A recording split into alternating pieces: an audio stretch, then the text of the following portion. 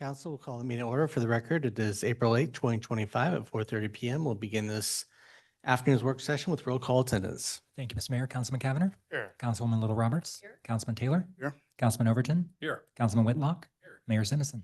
Here. Next item up is the adoption of the agenda. Mayor, Councilman Cavanagh. we adopt the agenda as presented. Second. Have a motion second to adopt the agenda. Is there any discussion? If not, all in favor signify by saying aye. Aye. Opposed, nay. The ayes have it, and the agenda is agreed to. Next up is the consent agenda. Mayor, Councilman Cavanagh. we approve the consent agenda for the mayor to sign and the clerk to attest. Second. Have a motion and a second to approve the consent agenda. Is there any discussion? If not, all in favor signify by saying aye. Aye. Opposed, nay. The ayes have it, and the consent agenda is agreed to. There were no items moved from the consent agenda, so we'll move on to Department Commission reports. First item up is item 10, Transportation Commission update, and it will be our Commission President, Mr. Steed.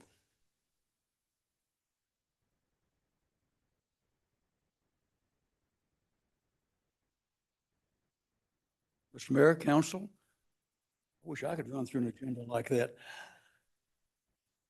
We're pleased to be here today to talk about the Transportation Commission end-of-year report for 2024. I'm Walter Steed, the chair. Other members are Jared Smith, David Ballard, Stephen Lewis, Tracy Hopkins, Ryan Lancaster, Tom LeClaire, who's here today, Zachary Shoemaker, Hayon Song, and Lily Miller. The Transportation Commission was formed in February of 2013 with the ordinance number 13152. The commission consists of 9 appointed commissioners and meets in the council chambers on the first Monday of each month. Myself and Jared Smith served as chair and vice chair respectively in 2022, 23, and 24.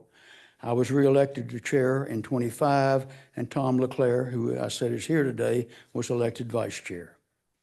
Hayon Song served as the youth commissioner from October 23 through September of 24, when he was replaced by Lily Miller. Other members of the commission have been on it for years. Representatives from the Idaho Transportation Department, District 3, Ada County Highway District, Compass, Valley Regional Transit, and the West Ada School District participate regularly as ex officio members. Under the direction of Caleb Hood, Heather Hill provided primary staff support to the commission for most of 2024. Tisha Murray, Deputy City Attorney, provides legal guidance, and from the Police Department, we have either Sergeant Tara Smith or Corporal Trevor Wetzel, who come most meetings and provide updates and expertise related to traffic issues and safety.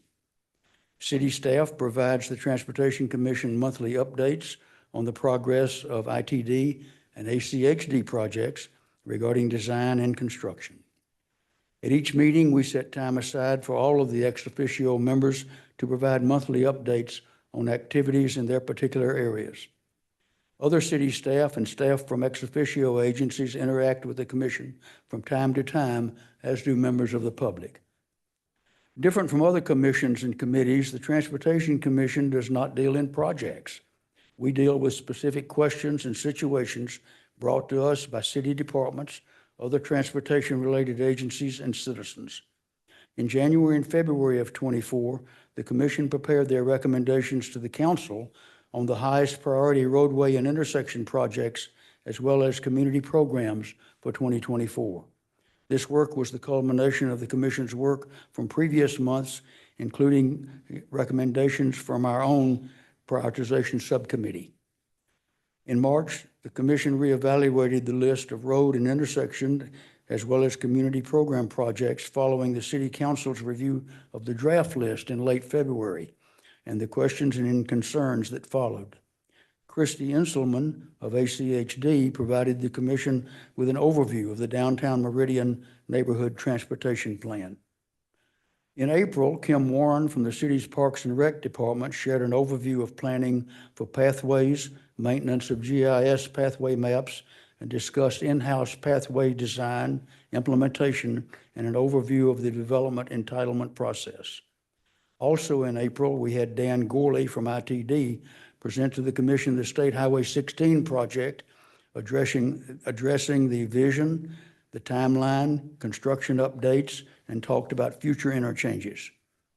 At the Transportation Commission's request, Caleb Hood provided a refresher on section line arterial roadways, most of which are planned to be preserved for 5 lanes. Mr. Hood shared concerns with some of the listed roadway segments and impacts to the community if they were built out to the planned right-of-way width as shown on ACHD's master street map. In May, Brooke Green from ACHD provided a presentation on the Linder Road from Pine to Eustic concept study. She provided a summary of the previous public involvement meetings, the status of current meetings with property owners, revised concepts, including the number of parcel acquisitions required, and high-level cost estimates for all 3 alternatives. The Commission recommended to the City Council support of concepts number 2 and 3.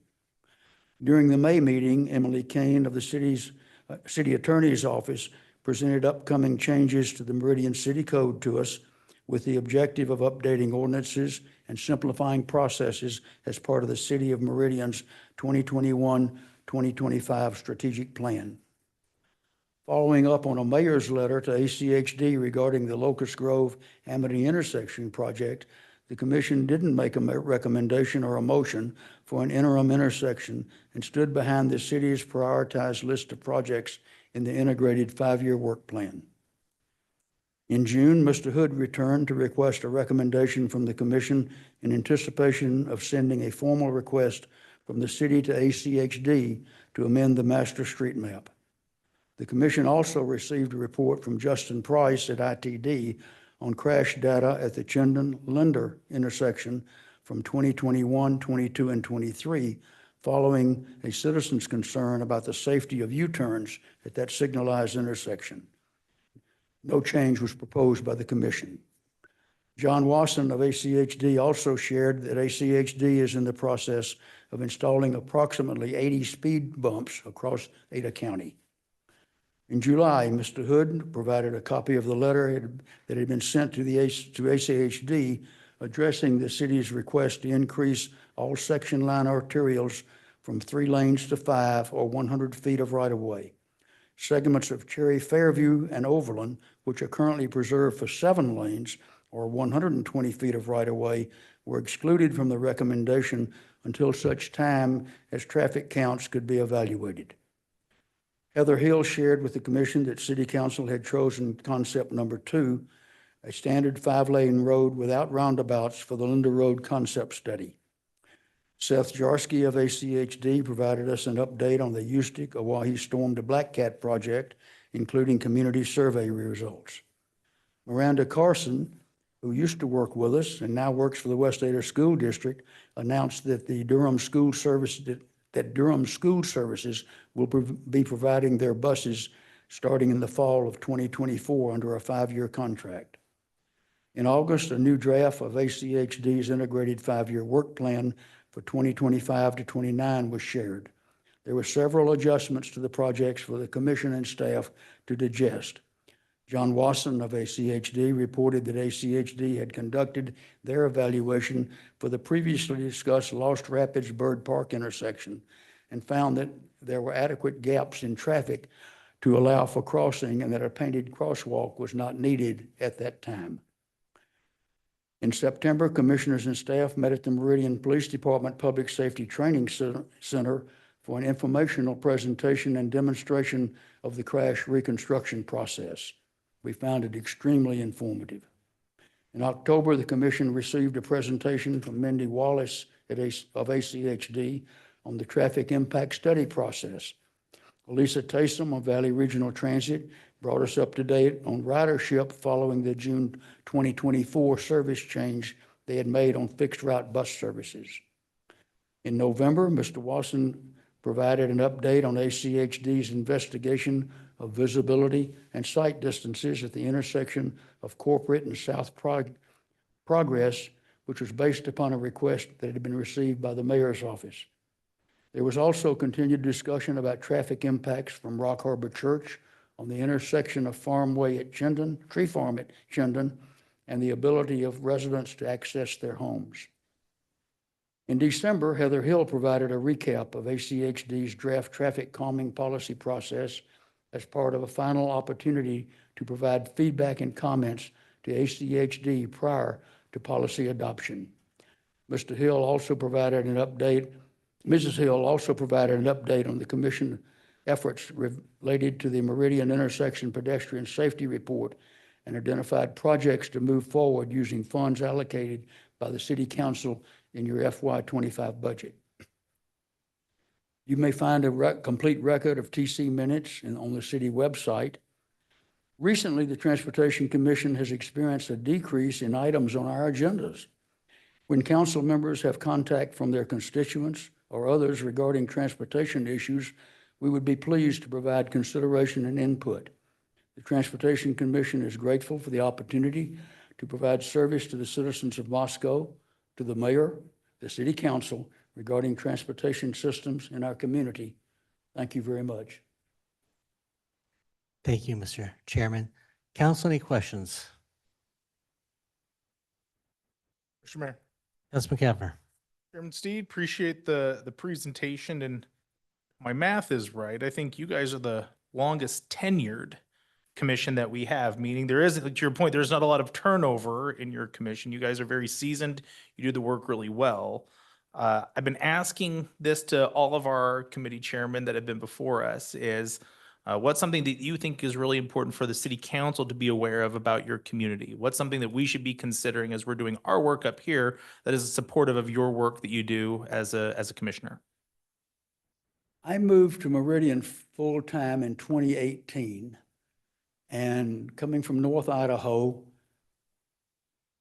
did not look forward to coming down here because of the traffic. I've become a fan of the traffic because you can actually get around here. You can move. Yes, you get stopped occasionally, but I think it moves relatively well. But we work very hard upon specific questions about certain intersections, school zones, other things to do with transportation to try to tweak it better if we can to make it work even better. The rapid growth in this community is just mind-boggling, and I don't have to tell any of you that. And that's part of what we're trying to keep up with as well. So again, if you hear from your constituents about corner of walk and don't walk, we'd be happy to take a look at it. May or may not come up with a recommendation. I'm sure we'll learn more about it. I cannot praise ACHD enough for their time they put in with us to talk to us about what is going on. ITD is extremely good, as are the other ex officios. It's a very interesting commission, as I say, and you're correct. There are 4 or 5 people on the 9-member commission that I can't even remember how long they've been on. I don't know if they ever told me, but you're correct. A lot of long timers. Thanks. Appreciate you being here, Chairman. Thank you. Mr. Mayor, Councilman Overton. you know, Walter, you just kind of remind us of kind of what a great city we live in. Because we know we're all about traffic here. We're that, and I say it all the time, we're the center of that wheel, we're that spoke, and everybody drives through Meridian. But we have so many different ways that we address traffic, whether it's our relationships with ACHD, whether it's our intersection task force, whether it's being on Compass's board, whether it's our transportation commission. I mean, we don't just take one stab at it. We've got so many different groups and sets of eyes looking at problems and strategies and issues and long-term solutions that you just remind me as you went through that list of things you guys were doing and what a fantastic job you're doing, and how the reason we keep traffic moving through this city is because of your efforts and the efforts of others, and the fact that we take it so seriously on so many different levels. So much appreciated for all of the hard work you guys put in. Thank you, sir. Thank you very much. Appreciate my monthly sit down with you where I get an unabridged version of what's really going on in Meridian and how I'm doing. So very much, Walter. And I will tell the council that there are a few things that you'll never hear about because we discuss it with the mayor and take care of it. Thank you, Mayor. Absolutely. Okay, with that, we'll move on to item 11, which is proposed updates to Title V Meridian City Code, Parks and Recreation. Ms. or Mrs. Kane? Thank you. Mayor and council members, I'm Emily Kane. I'm a deputy city attorney in the city attorney's office. You've heard me say it, but I'm going to repeat it just for the record and for our adoring public. Our office is undertaking an effort to review and kind of overhaul, streamline the city code as part of the 2021 to 2025 citywide strategic plan goal to, it says to perform a complete review of all ordinances, codes, and policies in the city to assess their value and relevance to the community. So we've been doing that, and we've arrived today at the Parks Code. So a few preliminary notes before I jump into the code itself. So one thing that I'm recommending is that we move the Parks and Recreation Code from Title 13 to Title 5. Title 13 is kind of an outlier because we don't have a Title 12. So there's a backstory there, but I'll spare you. But this would make it so that Title 11 would be the end, and then our titles would be consecutive. So that would close that gap. So Title 5 is currently for the fire department, but the provisions that were there regarding open burning and different fire-related topics have been moved to Title 4, Public Health and Safety. And then there were some administrative provisions that would be moved to Title 1, which is City Administration. One of the things that we did was to meet the mayor's challenge to shorten the time frame for processing permit applications. We have a short-term concession permit and an amplified sound permit, and we shortened the processing period for both of those. We worked to clarify the enforcement tools, who are authorized personnel and what kind of penalties we have for violations of the Parks Code. Finally, I would add, this was in the memo with some longer notes, but I did present these proposed changes to the Parks and Recreation Commission at their February meeting. And they had some really good feedback, which we incorporated into the draft that you have now. So I'll move now to jump into the code itself, the draft that's in your packet. And again, there's no super entertaining way to do this. So I'm just going to start at the top and go to the bottom. I'm going to try to hit some highlights so that we're not here all night. So if I skip over something you want to talk about, just please stop me and we'll do that. So starting at the top, I'm going to blaze through the definition section and go to page 2. So provision N in the definitions is the definition of cell. That's a new provision that helps clarify what we're talking about when we talk about commercial activity in city parks. So it's exchanging goods and services for money. It's trading stuff. It's offering things for sale, even if you're not selling things, or offering to trade or give things away. So that's activity that is kind of changing what parks are for. So that's something that we address with some regulations. So more on that activity later. Also on page 2, there's a big chunk of text that is deleted regarding Steve's, the director's duties and authority. That is an example of something that was moved also to Title 1. So we're already on page 3. Use of park amenities. There's not a lot changing. I'm suggesting a few clarifications and rewords and eliminating some extra language that we have in there, but really no big changes. So moving on to page 4, specific regulated uses of parks. So this is where we talk about what people are doing in parks other than just the normal use of the parks like we have programmed for the parks. So we have special events and outdoor markets. No real changes there. I'm suggesting the elimination of some language that's, I think we put it there to talk about short-term concession permits and when they are and are not required. At this point, we've really got that down to a science. I keep saying we, but it's the Parks Department. They're they're really using this and working on it, but I'll just keep saying we, the royal we, the city. So short-term concession permits, we'll talk about that later, but we really don't need to talk about that under special events because those are two different things. Mobile sales units, no big changes there except for that same elimination of language that we don't need. Short-term concession permits. So this is an area where the short-term concessionaire is a vendor who sells food and beverages in parks. And so we do want to regulate that to a degree. It doesn't rise to the level of a TUP. It's more like a food truck or a hot dog cart or something like that. But it's typically attached to a reservation or another use that's going on.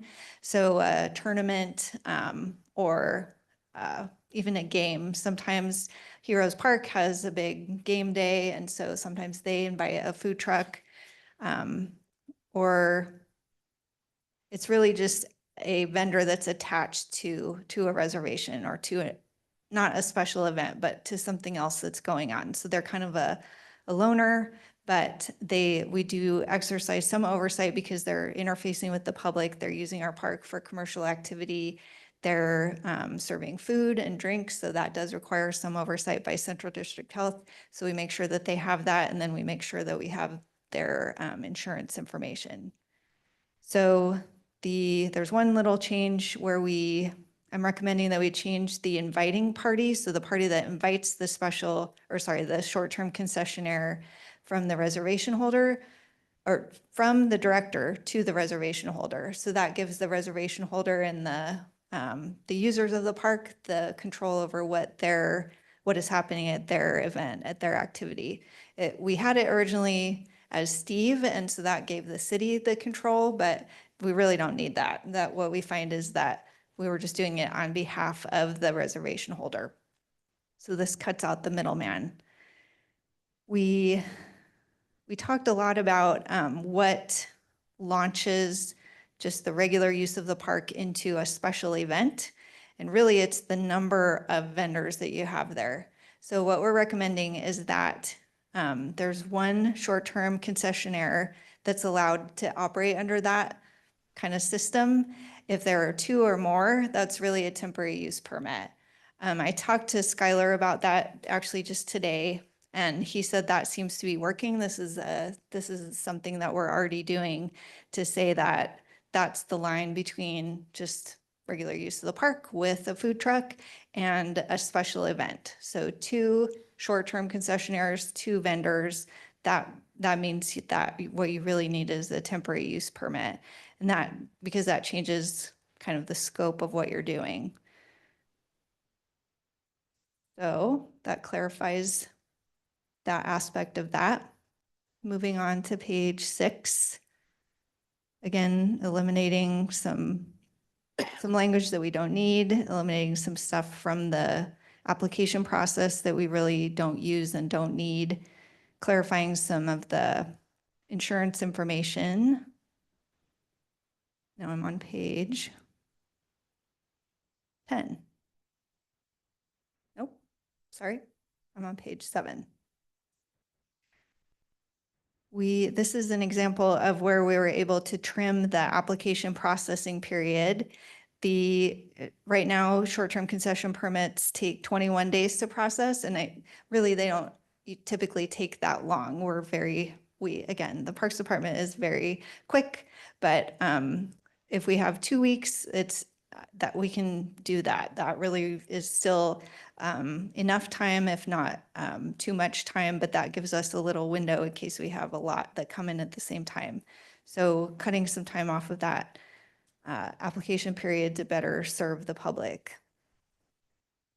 We don't currently have in our code standards to deny a short-term concession permit, which really doesn't come up too often, but it is a bit of an oversight. So this adds some provisions that make it so that if we have to, we can say we can't grant you a permit for this activity. And it's really just timeliness, or we don't have what we need, you haven't submitted typically the insurance information, Or this allows us to say our contract concessionaire at the park is already serving exactly what you're going to be selling. So rather than set up a competitor with our own concessionaire, we can deny and say that we're not going to let you have that particular or sell that particular item for this.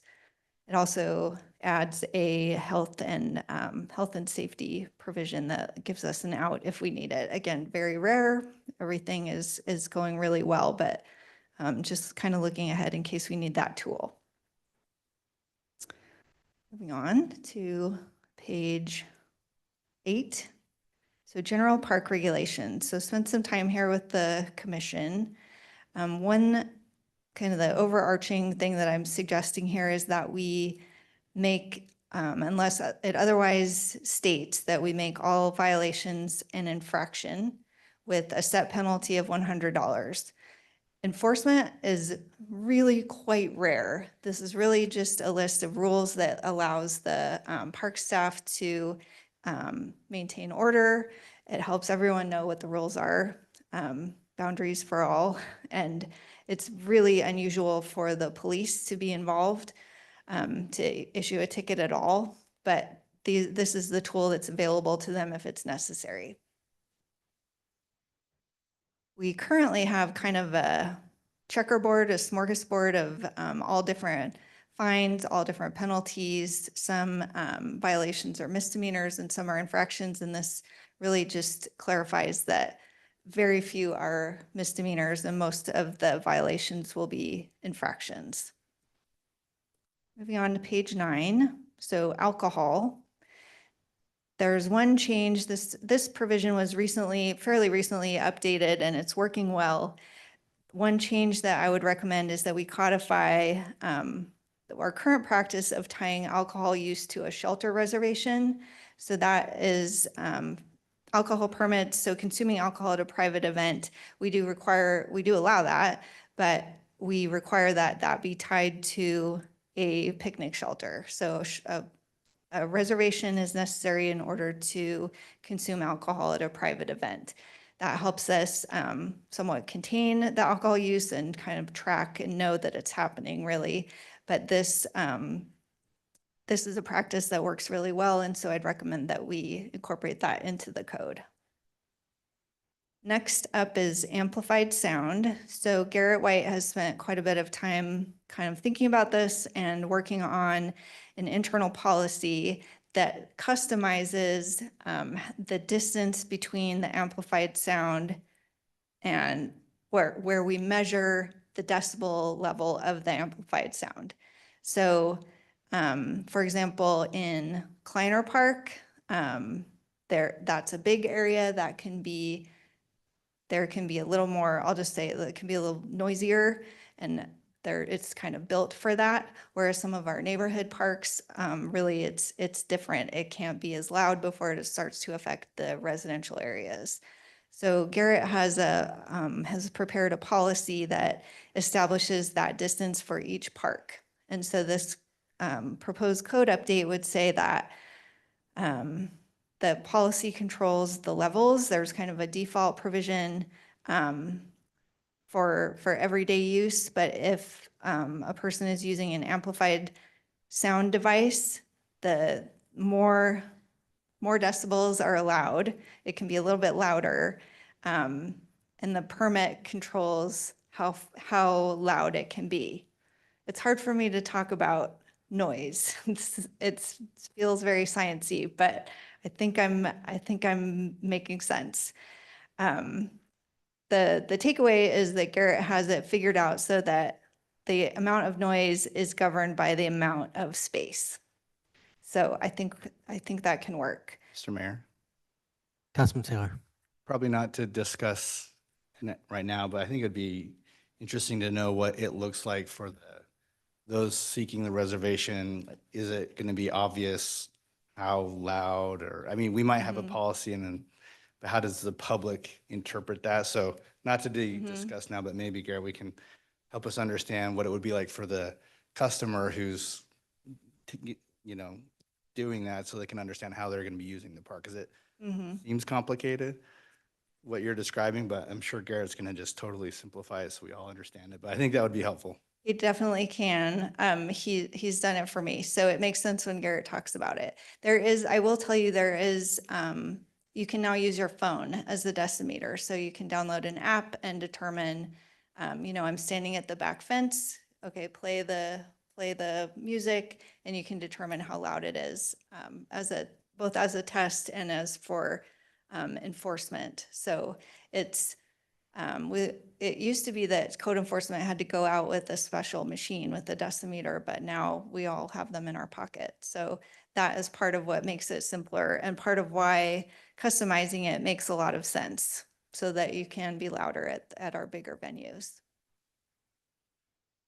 Okay. This is another area where we have shortened the application period. We currently have a 21-day period and we've shortened it to 7. Those are pretty quick permits, especially with Garrett's handy policy. We'll move on to page 10. Not many changes. We did add, I'm recommending the addition of section G, commercial use of city parks.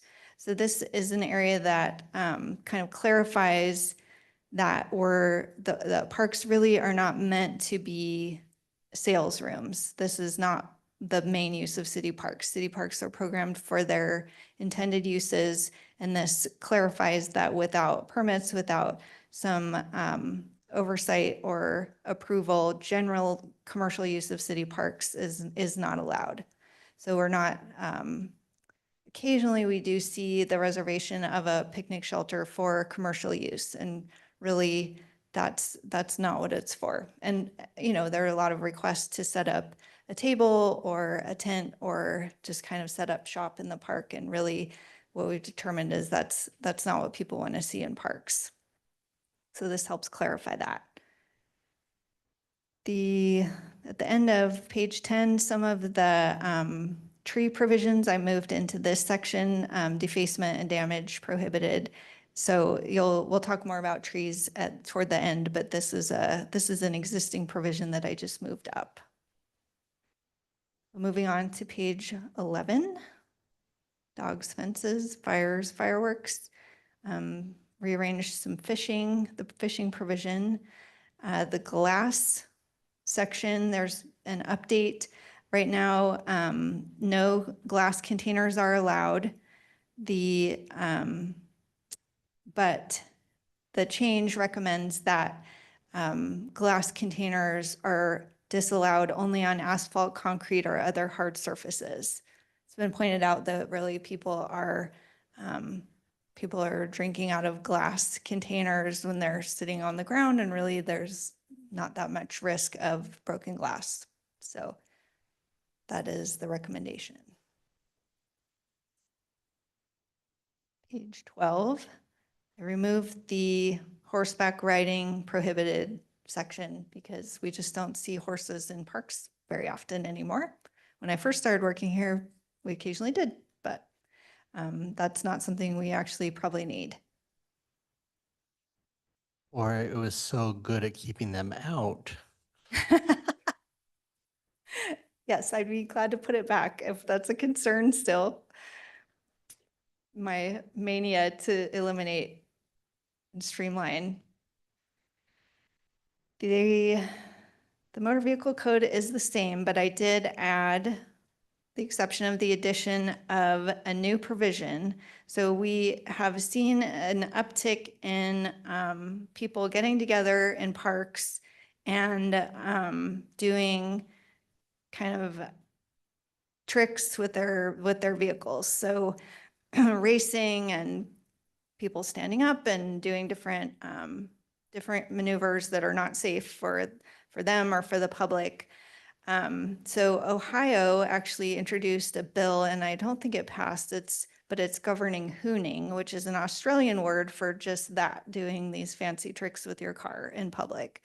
So this is borrowed from that bill, and it does reflect what we're seeing, and this would give the police the tools to kind of deal with that specifically.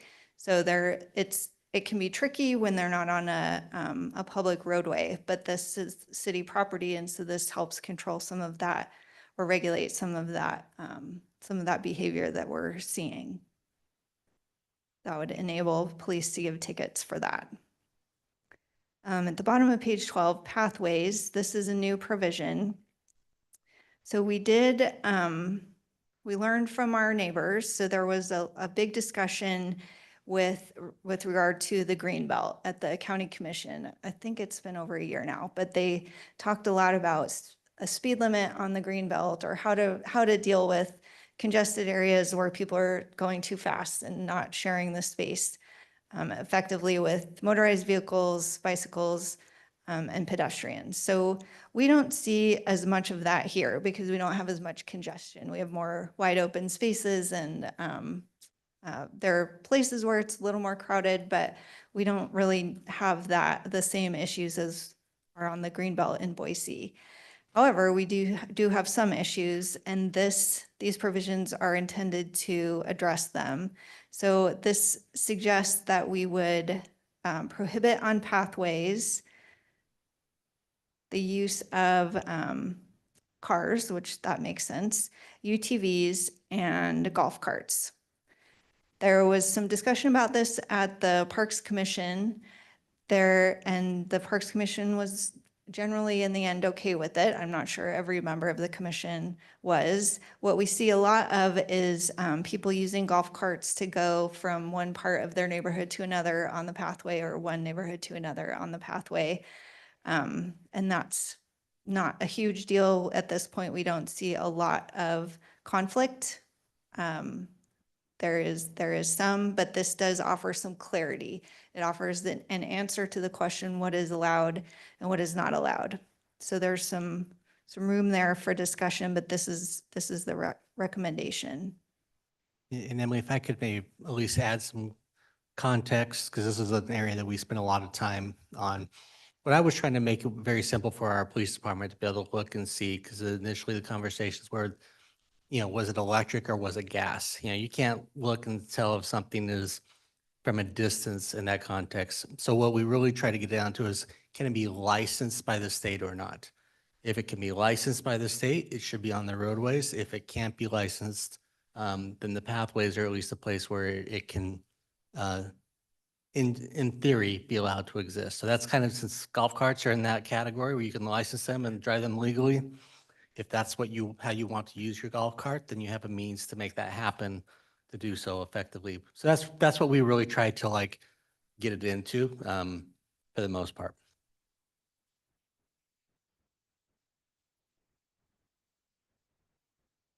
The top of page 13, we added a reasonableness standard. Those can be tricky for enforcement. It's somewhat of a judgment call, but it at least allows some intervention in the event that someone is not acting reasonably, not acting prudently. Again, Meridian is different because there are areas of pathways where you could go really fast and not hurt anybody or endanger anybody. And there are some areas where that really wouldn't be safe and that wouldn't be reasonable. So this is an attempt to acknowledge that really what you're doing needs to depend on where you are and how many people are around you. So that's an attempt. This is similar to the language that Ada County ended up with. So this is consistent with our neighbors throughout the valley. I deleted some provisions at the bottom that are covered elsewhere, or I moved them somewhere else to consolidate. Going down to page 14. So trespassing in parks, this is not new. It is existing language that's updated a little bit to reflect different code provisions and clarify a little bit, but it's moved up so that it's clear that trespassing in parks is a parks violation or prohibited activity. So instead of spreading that out throughout the code, it's now in the section that's for prohibited activities. This is a little preview. So we have We have park ejectment, which is just please leave for the day and don't come back today. And we have park exclusion. So that's a bigger deal because that is telling someone you need a longer timeout, you need to leave for 2 weeks, up to 2 weeks. So I'll talk more about that in a minute, but this is the provision that says if you violate one of those two orders, then that is itself a violation. Still an infraction. Okay, moving on, bottom of page 14, park operations. So a big deletion here because this is covered in Title III, Chapter 1. We adopted a uniform appeals section for all grievances, and that's covered in Title III. So we can skip all the way to bottom of page 15. I updated the enforcement provision to reflect our current staffing.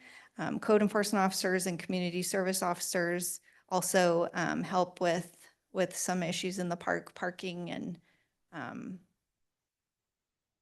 different oversight of different park activities and prohibited activities.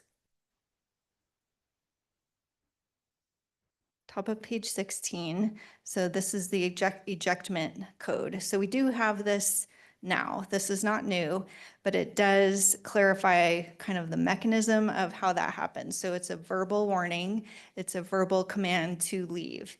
So in the event that someone were asked to leave and they didn't, then that would actually be trespassing. But this is the step before that to say, this empowers park staff, code enforcement officers, community service officers to say, you cannot be here, you violated the rules, I need you to leave. So it's actually, it can happen in addition to a ticket, but it's kind of an interim measure to say, maybe we can just cool things off and try again tomorrow. So that's not new, but I did update it a little bit. The companion is in section E. So there's an exclusion notice. So again, this is not new. We are recommending an extension of the allowed time to exclude. The police pointed out that our current days of exclusion, 7 days, actually would not stop someone from coming back the next weekend. So you could be excluded on a Saturday and be right back there the next Saturday. So this would help, again, kind of de-escalate things, give everyone a little break, and say, okay, 14 days, that's 2 weekends from now, you can come back then. This is it's a little bit bigger deal because we're asking someone to leave public property. So this is it requires it to be in writing, and it needs to be, it's going to be typically delivered personally to the offender or mailed if we know their address, which would imply some more contact probably by the police at that point. But this is a tool we already have in place, and it just clarifies kind of how we do it and exactly the mechanism of how that's done. The appeal of this exclusion notice necessarily needs to be pretty quick because it's already it's immediately applicable, and it's a short period. So currently the person that would want to appeal has an avenue of appeal to this board, to city council. That's not always practical because this board meets once a week. So this suggests a change to the police chief being the reviewer, and so it would be more of an administrative internal staff level appeal. Right, page 17. So that brings us to the end of chapter 1 and to the beginning of chapter 2, which is the city arborist. The National Arbor Day Foundation runs the Tree City USA program, and they have some criteria for what is needed to qualify for that designation. And so the updates that you're seeing here are largely it reflects what we're doing and what we want to do, but it also is necessary to comply with the Tree City USA requirements. that's part of the motivation, but it also helps us clarify the duties of the city arborist and who does what with regard to trees. So our city, as you know, is part of a highway district. So the right-of-way and the right-of-way trees are actually not, they don't belong to the city like they would with a city that has a street department. So this clarifies that our oversight is over trees that are located on city property, which is mostly going to be parks and other facilities, but that's the purview of the city arborist. Other cities, again, have broader authority, but this is what we're doing now, and this is really within the scope of Kyle's job description. Page 18. So his duties, the city arborist duties are listed here. It's a little bit longer list.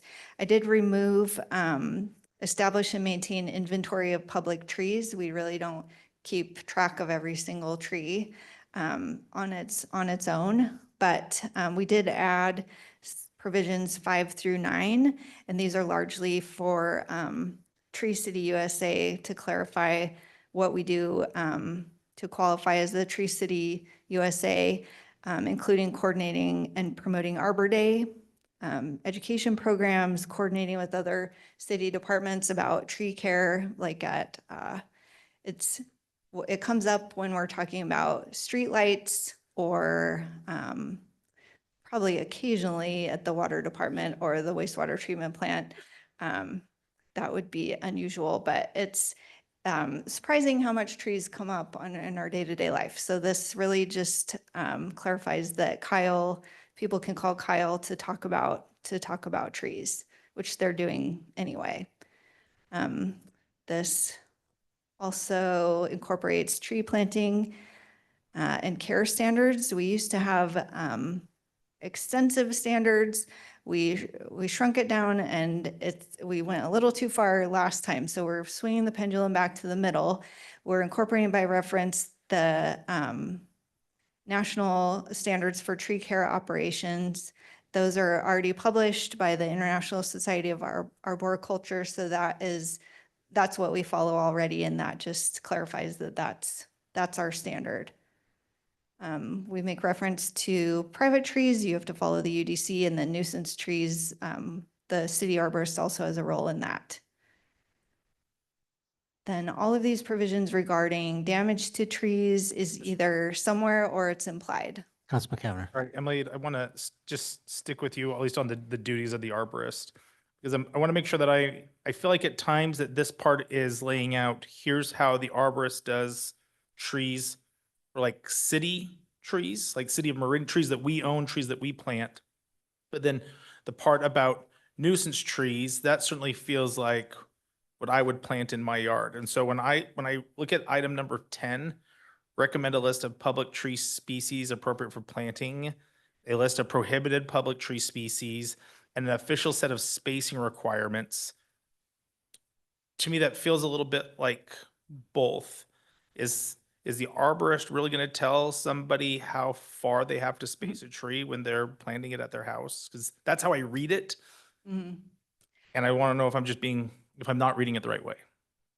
Mayor, Councilmember Cavanagh. So remember, public tree is defined as city-owned trees. So I see what you're saying, but that's the trick, is that it only applies to our own trees. Okay. So the arborist recommends which species we will plant, prohibited species that we won't plant, and then where we put them so that they have room to grow. Perfect. Great. So, but to your point, the arborist does in section 524C have a role to support code enforcement with nuisance trees, which are and can be on private property. So that the city steps in when a tree on private property is posing a hazard to public health or safety, where it would fall over or drop branches or. Totally got that. Okay. If we were requiring where people had to space their trees, I felt that's probably a bridge too far. So I appreciate that clarification. Okay.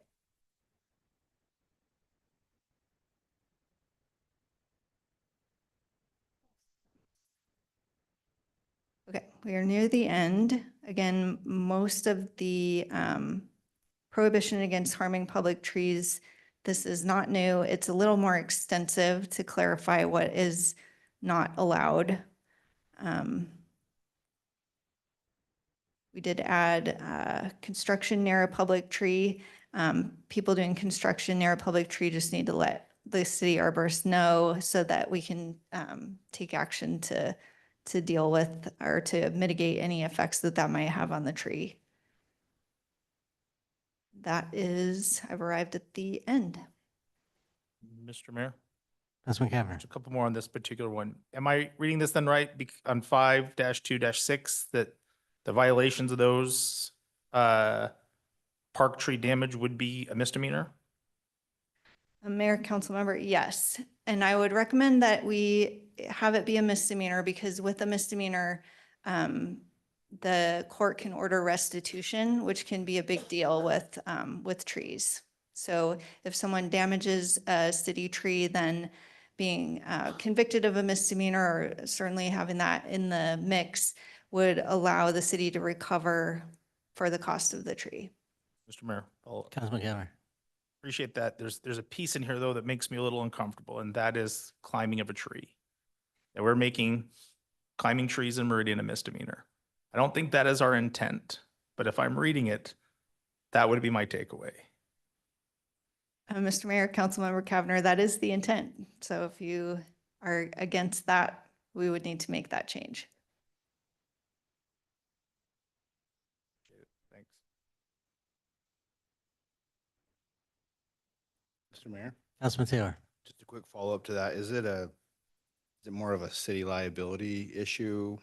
Or is it actually focus on the health and well-being of a tree to keep people out of the tree? Mr. Mayor, Councilmember Taylor, I would say it's both. I think climbing trees is super fun, but it can damage the tree. And of course, we don't want people falling. So it is prohibited.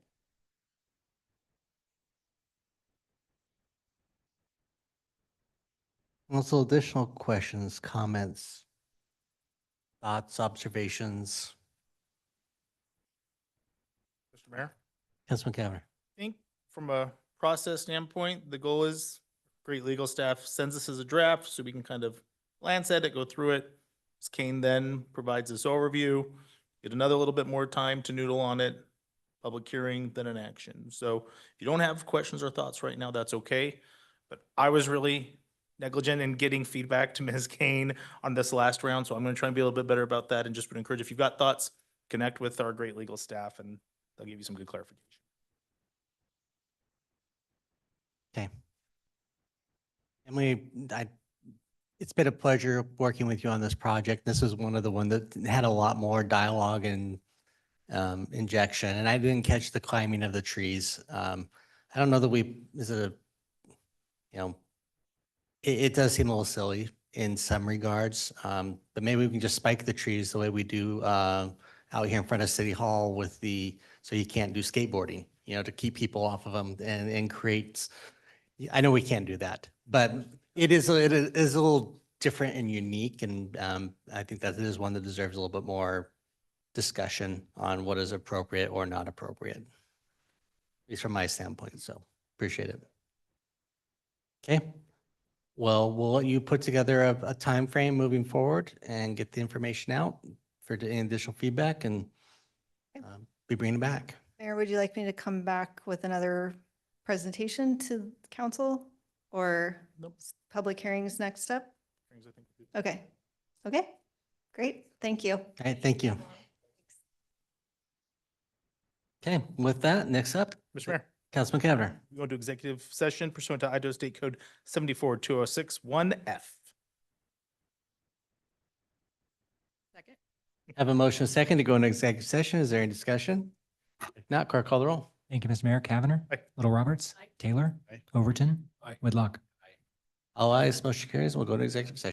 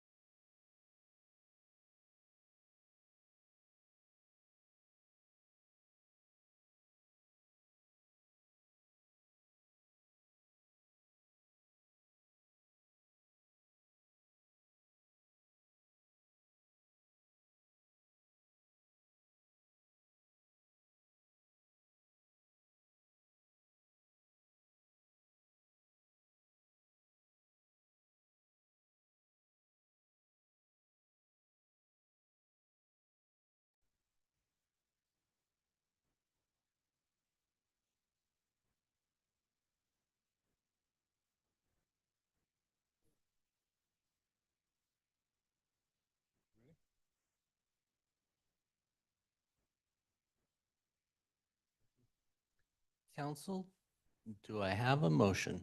Mr. Mayor, Council McCaver. we come out of executive session. Have a motion second to come out of executive session. All in favor, signify by saying aye. Aye. Opposed, nay. The ayes have it. We're out of executive session. Mayor, Council McCaver. adjourn the workshop. Motion second to adjourn. All in favor, signify by saying aye. Aye. Opposed, nay. The ayes have it. We are adjourned.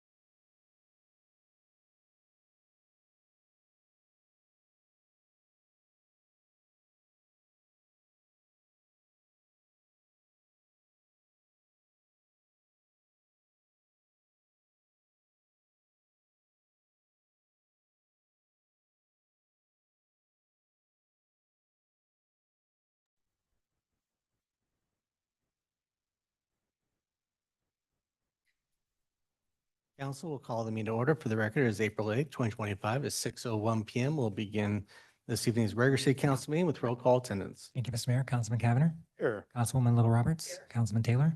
Councilman Overton. Here. Councilman Whitlock. Here. Mayor Simmons. Here.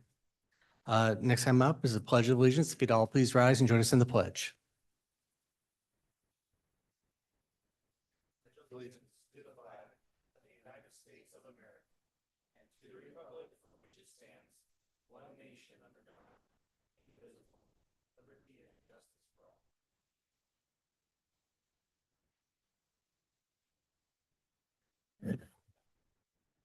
Our person who signed up for our community invocation in item 1 is not here yet, so we will go ahead and move along to the adoption of the agenda. Mr. Mayor, Councilman Cavanagh. we adopt the agenda as presented. Second. Have a motion and a second to adopt the agenda. Is there any discussion? If not, all in favor, signify by saying aye. Aye. Aye. Opposed, nay. The ayes have it, and the agenda is adopted. As mentioned, item 1 is not here, so we will go ahead and move on to item 2, which is the Global Just Serve Award presentation. I don't know if this can be Karen, Bryn, Jenny, and Bryn, invite you up to the podium for any comments you'd like to make, and we'll take it from there.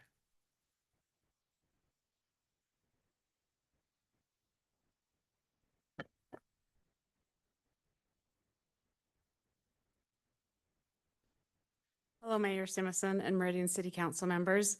My name is Janalee Wolf. I am the Meridian Area Just Serve Specialist, and this is Bryn Booker, who is the Boise Area Just Serve Specialist. We are excited to be back here with you today. We previously awarded you with a Just Serve City Award.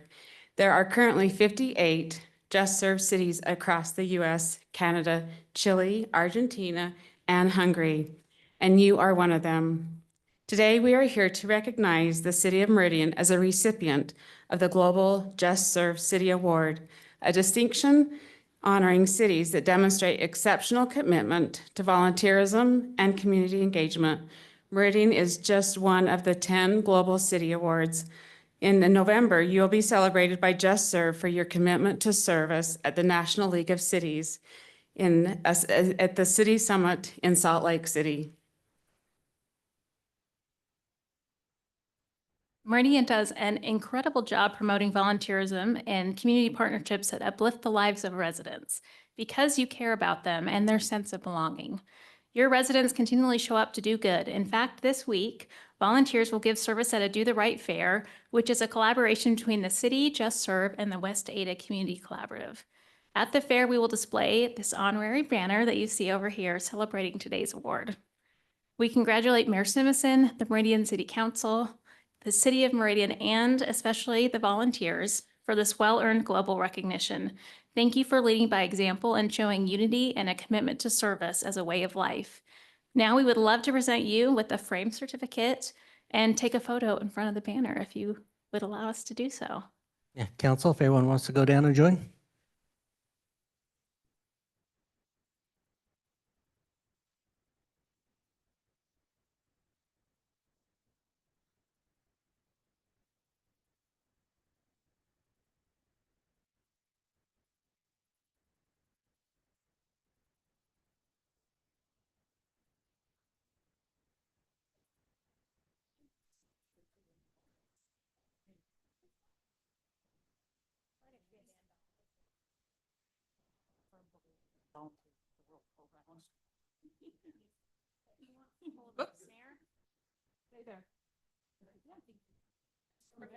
I'm not going to be in anyone's way.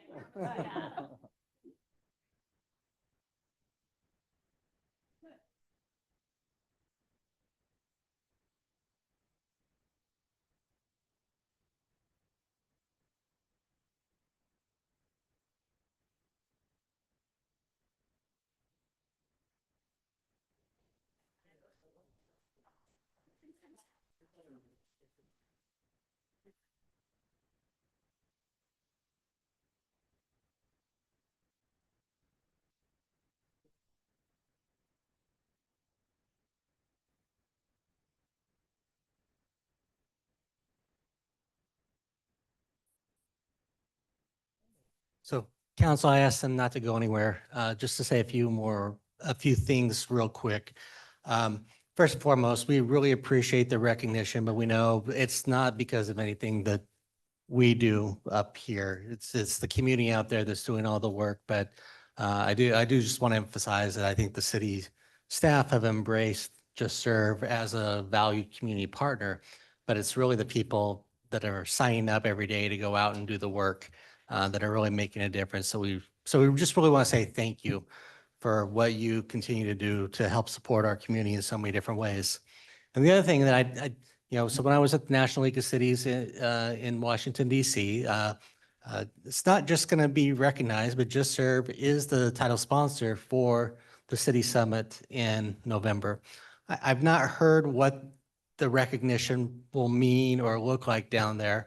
And traditionally, the city doesn't have a lot of people that go to the November one, which is a little bit more of where you learn items. But, we'll try to figure out if there's even driving down for the day to be part of a component when we know a little bit more. That may be something that we would want to do, road trip collaboration in November to Salt Lake City to be part of that. And we just really want to say appreciate Just Serve stepping up to be the sponsor for that National League of Cities conference. So if you can please pass that along to others. It was really great to see that when I was in DC. So appreciate it very much. Okay. With that, yeah. So council, with that, we'll move on to the next items on our agenda, which is item 3, which is a public hearing for Pollard North subdivision H 2024-0037. We will open this public hearing with staff comments. Thank you, Mr. Mayor, members of the council.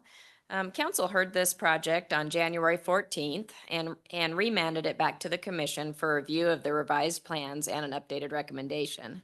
The commission had previously recommended denial to council based on their belief the proposed rezone to R8 and TNR would create too much density for the area and not provide enough transition to lower density development to the north.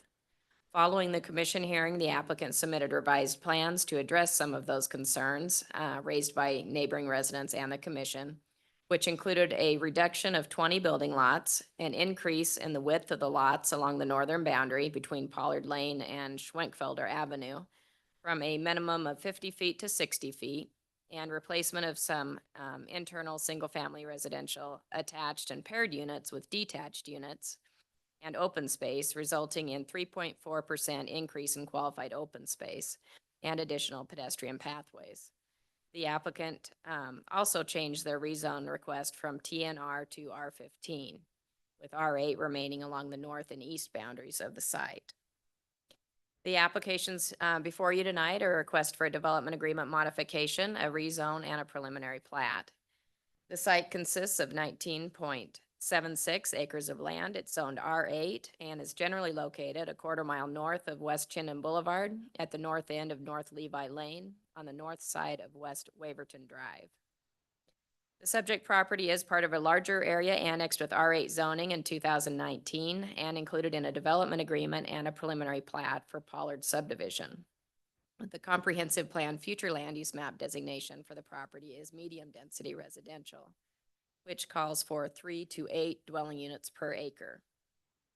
The applicant proposes a modification to the existing development agreement for a new agreement for the residential portion of the development with an updated development plan.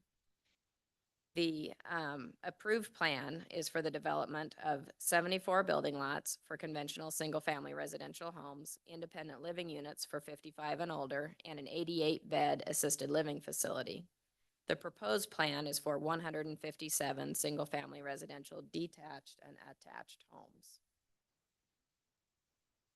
A rezone of 14, sorry, I couldn't get my slides to work a second ago. The top drawing there is the approved concept development plan in the development agreement, and the one on the bottom is the proposed development plan. A rezone of 14.9 acres of land is proposed from the R8 to the R15 zoning district. As shown there, a preliminary plat is proposed to develop in 2 phases and consists of 157 building lots and 32 common lots on 19.76 acres of land in the R8 and the R15 zoning districts. The minimum lot size proposed in the R8 district is 4,350 square feet with an average lot size of 4,805 square feet. The minimum lot size in the R15 district is 2,238 square feet with an average lot size of 2,801 square feet. The gross density of the development is 7.95 units per acre. The net density of 13.33 units per acre, which is at the high end of the density allowed in the medium density designation. A mix of single-family residential detached and attached units are proposed with front-loaded and alley-loaded options. Conventional front-loaded detached homes are proposed along the perimeter boundary to the north and east, which will transition to existing and future homes, with alley-loaded attached and detached units on the remainder of the site. A 20-foot wide street buffer is required along the portion of West Waverton Drive designated as a collector street east of Levi Lane. Levi is this stub road here that comes in from the south. A minimum of 15% or 2.96 acres of common open space is required to be provided with development that meets the quality and qualified standards listed in the UDC. The applicant proposes a total of 3.94 acres or 19.94% qualified open space, consisting of several open grassy areas exceeding 5,000 square feet in area, linear open space, the street buffer along the eastern portion of Waverton Drive, Collector Street, and parkways along streets as shown on the open space exhibit, which complies with and exceeds the minimum standards. Amenities totaling a minimum of 4 points are required to be provided based on the area of the development. The applicant is proposing a small dog park with a waste station, which is 1.5 points, and a picnic shelter area on a site 5,000 square feet or greater in size, which is 2 points from the quality of life category, and a tot lot with benches for seating, which is 1 more point from the recreation activity category, which complies with and exceeds the minimum standard. The amenities are required to comply with the associated standards for such in the UDC. Several concept building elevations were submitted for 2-story detached and attached single-family residential homes as shown. A variety of materials are proposed, including vertical and horizontal lap siding, board and batten siding, stucco, and fenestration with masonry accents in a variety of colors and design elements and features, with varying roof profiles and wall modulation that demonstrates the high quality of development proposed. All single-family residential attached structures are subject to the residential design standards in the Architectural Standards Manual. The commission recommended approval of the proposed rezone and preliminary plat. I'll go through a summary of the commission public hearing. John Wardle, Brighton Corporation, the applicant, testified in favor. There were several folks that testified in opposition as follows: Jake Jensen, Ken Fenwick, Kyle Ensler, David Hitz, Chase Taylor, and Leah Taylor. Written testimony was received from the applicant, Eli Bensky, Brighton Corporation, and from Aaron Kwan. Key issues are as follows. They were against the degree of the increase in the number of homes between the existing approved plan and the proposed plan. Traffic and parking concerns due to the increased number of residents between the existing and proposed plan. Concern residents will use the Fairborn's common areas for recreation. Opinion home values will decrease in this area if the proposed development is approved, and opinion that the proposed density doesn't match the area. The commission was generally in favor of the proposed changes to the development plan and reduction in the number of building lots. The commission did not make any changes to the staff recommendation, and there are no outstanding issues for council. No written testimony has been received since the commission hearing. Staff will stand for any questions. The applicant is here to present tonight. Thank you, Sonia. Council, any questions for staff? Okay, would the applicant like to come forward?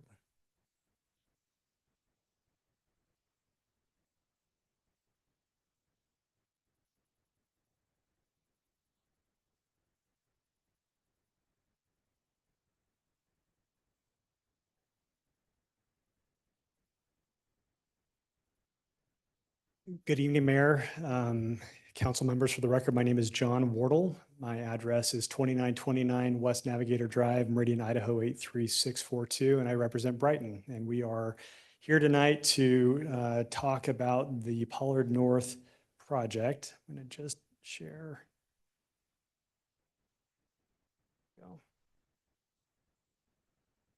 When we were here before in January, the council requested that we go back to Planning and Zoning Commission. We had proposed some changes that were brought before the council that night. They were, I would call last minute changes in discussions with staff, and it was requested that we went back to Planning and Zoning Commission. The items that were addressed at Planning and Zoning Commission based on the changes that we made were a reduction in density, maintaining an R8 zone against adjacent neighborhoods, removing the TNR as an option and using an R15, and then clarification on traffic concerns. And after we presented that to the Planning and Zoning Commission, that was unanimous recommendation of approval, bringing it back to you tonight. So that's kind of the history of how we were here, there, and now we're back. This was the original plan. I won't spend too much time on it because I have another slide that compares it, but this is what we had put in the application for 177 homes on the project here with about 17.86% of open space. When we had the conversation with staff, and then we came and presented to you in January, we had made some changes to the plan. We decided to maintain the R8 zoning along the perimeter, and I'll get into that in a second, but R8 is directly adjacent to us on projects that have already been rezoned and annexed into the city, that we would reduce the residential density by 20 homes.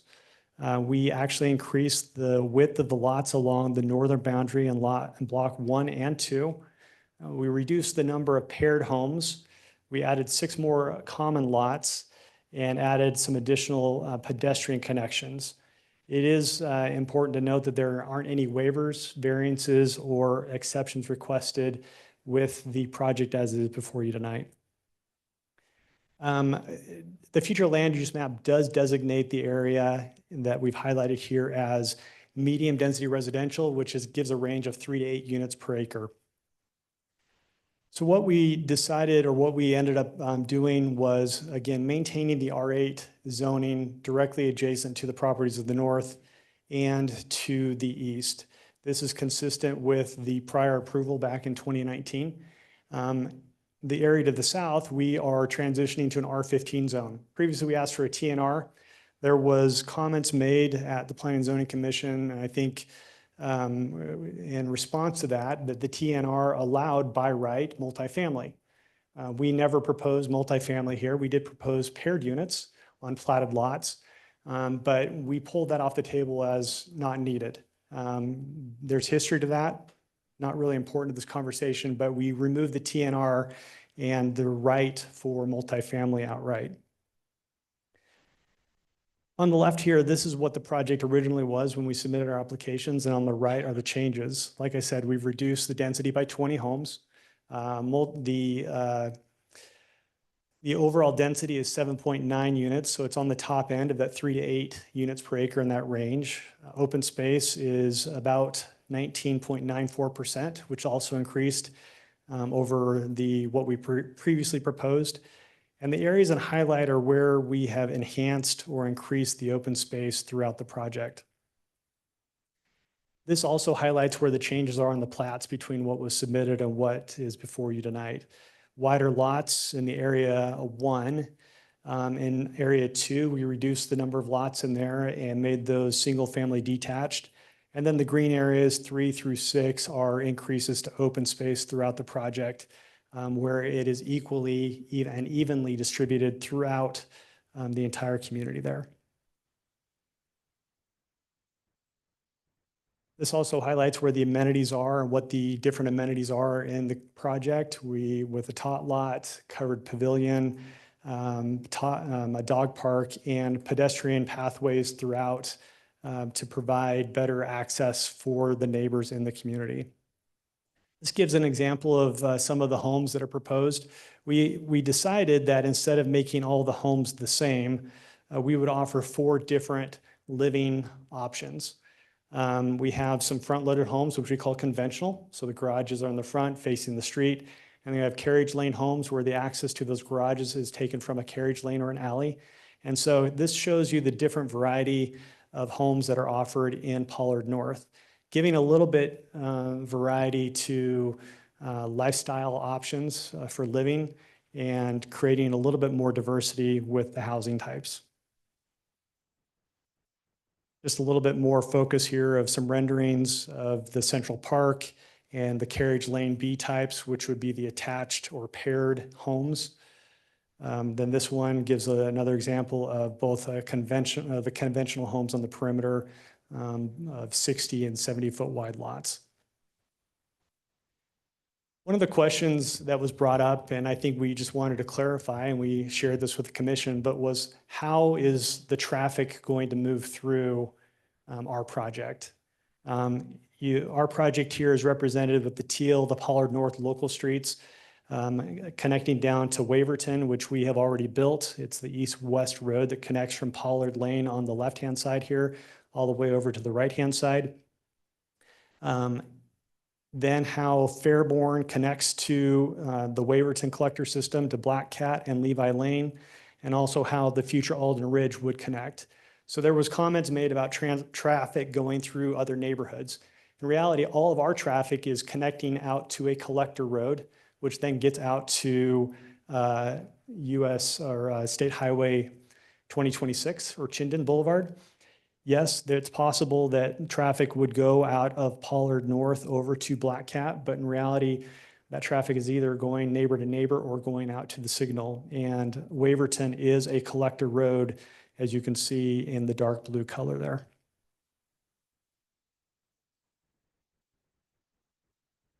One of the things that was brought up was why the change. And this is representative of why the change happened, among other things. One of the things that we did change from the project was assisted living. It was proposed previously. COVID happened and we made it operationally. It became very difficult for us to do that, although we are involved in some other ones on a go-forward basis. It's not an offering that we are able to do and others are not doing in the market either. But the bigger change was Highway 16. When we brought the project to you in 2019, Highway 16 was not on the table. There was no funding for it. There was no right-of-way that had been acquired for it. It was viewed to be something that would be out there in the future. But the future came a little bit quicker for all of us. In 21 and 22, the state allocated dollars not only for right-of-way acquisition, but for construction of the Highway 16 corridor. The little graphic here on the left-hand side shows what is currently being constructed in gray. And so that is representative of coming from 2026 all the way down to the freeway. The areas in blue are additions too. So some overpasses and things like that. But the interchange here at Chinden in 2026 was expedited and changed with the anticipation that traffic would be at these 2 intersections.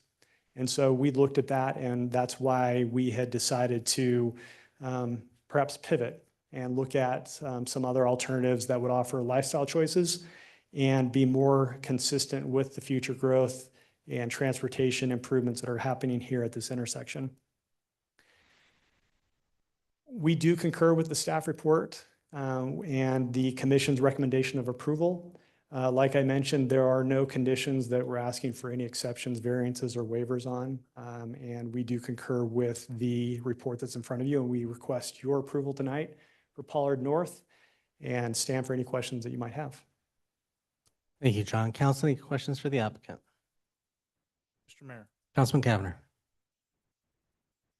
can you jump back? You had a slide that was showing a kind of a comparison between what was proposed in terms of amenities versus what you're doing now. That one right there. That's one of them. So this would be This one is a great good place to start. So on the left-hand side, under the original, we had about 17.86 acres of qualified open space. So Mr. World, thank you for that. And that's maybe where my question's coming from. The staff report showed that it was 21.26 percent. And so I'm just trying to understand, do we have an incorrect number in our staff report, or is there, because I guess, excuse me, Mr. Mayor, let me ask this question a little bit better for you, Mr. World. When you're talking original, this is the version that came with a recommendation of denial from the Planning and Zoning Commission, correct? Mr. Mayor, Councilmember Cavanagh, the box on this slide would be representative of what was recommendation for denial. The box on the right side and the exhibit below represent the new application. Just, yeah, I'll have to dig into that. Okay, thank you very much. Council, any additional questions for the applicant at this time? Mr. Mayor, Councilman Taylor. just to kind of dig in a little bit more on what Councilman Cavanagh was mentioning. So on what's currently approved, 74 building lots for conventional single-family resident homes, right? Is that correct? Mr. Mayor, Councilmember Taylor, that is correct. The original preliminary plat had 74 single-family lots that were approved. Okay. With the assisted living. And then we submitted a new application for 177. Thank you. Mr. Mayor. Councilman Whitlock. Wardle, can you, I know in the commission meeting, as I reviewed the minutes there was some concern about parking. And as on one of your maps, you showed the conventional homes would probably be on the border, but the homes that are along Waverton would all be alley access with garages in the back. Is that correct? Yes. Mr. Mayor, Councilmember Whitlock, that is correct. In this slide here, the pink and the blue would be the conventional with garage facing homes. On the orange and the yellow, they would be access from an alley, but each of those homes also has a 20-foot driveway apron in the back of those homes. And so not only do they have a garage, they have a typical driveway just like you would on a front-loaded home, conventional. They are able, guests could park on the street in front of those homes, but they're not competing with driveways that would also limit parking on an alley-loaded home. Mr. Mayor. Councilman Whitlock. So Waverton is the street on the south of this. Is that correct? Mr. Mayor, Councilmember Whitlock, yes, it is. What's the street to the north? To the between north. the pink and the orange and the blue and the It's called Flat Rock. Flat Rock? So Flat Rock is the northern road, and then Waverton is the southern road. So, Mr. Mayor, I guess my question is on Flat Rock, on the north side, you've got the conventional homes. On the south side, you've got the rear access or alley access homes, with the potential that there would be parking on Flat Rock for both the conventional as well as the rear access homes. Is that correct? Mr. Mayor, Councilmember Whitlock, yes, it is. Mr. Mayor? Councilman Taylor. Mr. Wardle, can you just remind me, where you, in the pink shading of the R8 and in the blue, what that kind of wraps around, what is the, as it's adjacent to the next property? I'm just forgetting, was there a berm? Is there a fence? What's the transition between those properties? Mr. Mayor, Councilmember Taylor, that is it's a fair question. Let's move to a different slide here really quick. This represents how everything is kind of stitched together. Actually, let me switch to a different.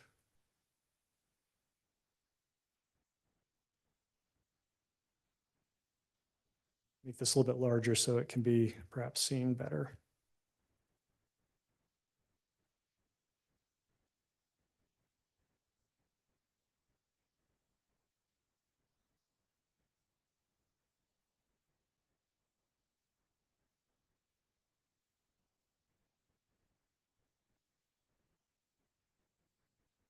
It kind of splits between kind of the east and the west.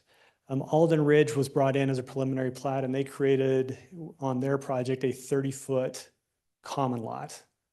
That common lot is, if you remove the common lot, it is currently the old school private road that the other two property owners to the east, Ernst Panter and Schwenkfelder, used to access their properties. And so there was a common lot that they created.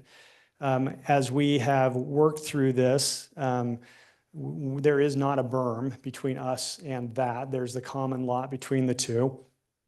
We've also had conversations with Ernst and Panter and with Schwenkfelder about the transition between us and them.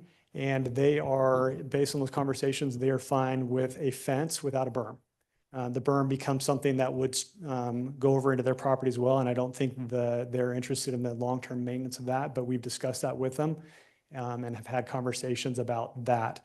So between the two, it would be fencing between us and the properties to the north. Our property over along Fairborn, we share a fence line with them. And so we would just be extending that fence line along the two properties here.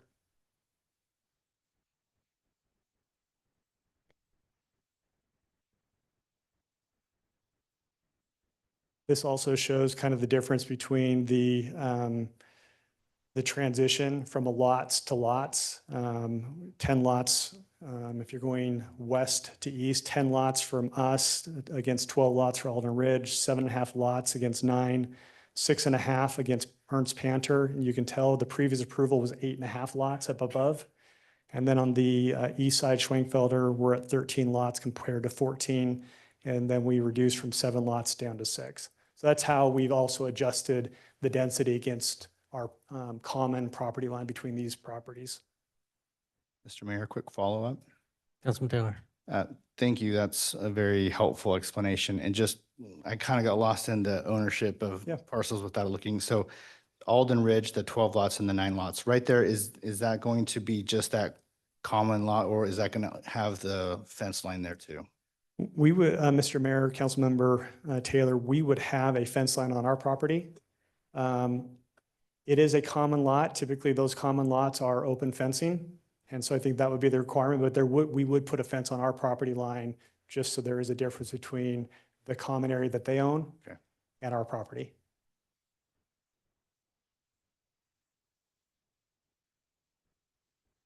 Council, any additional questions at this time? Okay, thank you very much. Thank you. Or could we have sign up this evening? Mr. Mayor, first we have Leah Taylor.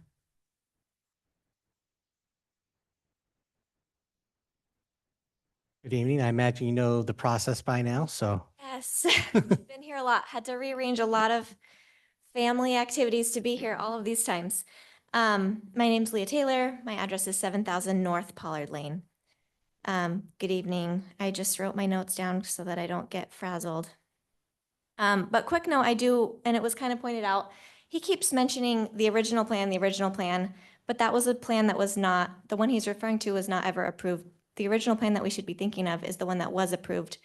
And so it doesn't seem like it's not as much of a compromise as he's acting like it is, because what was approved is about half of what he's requesting now.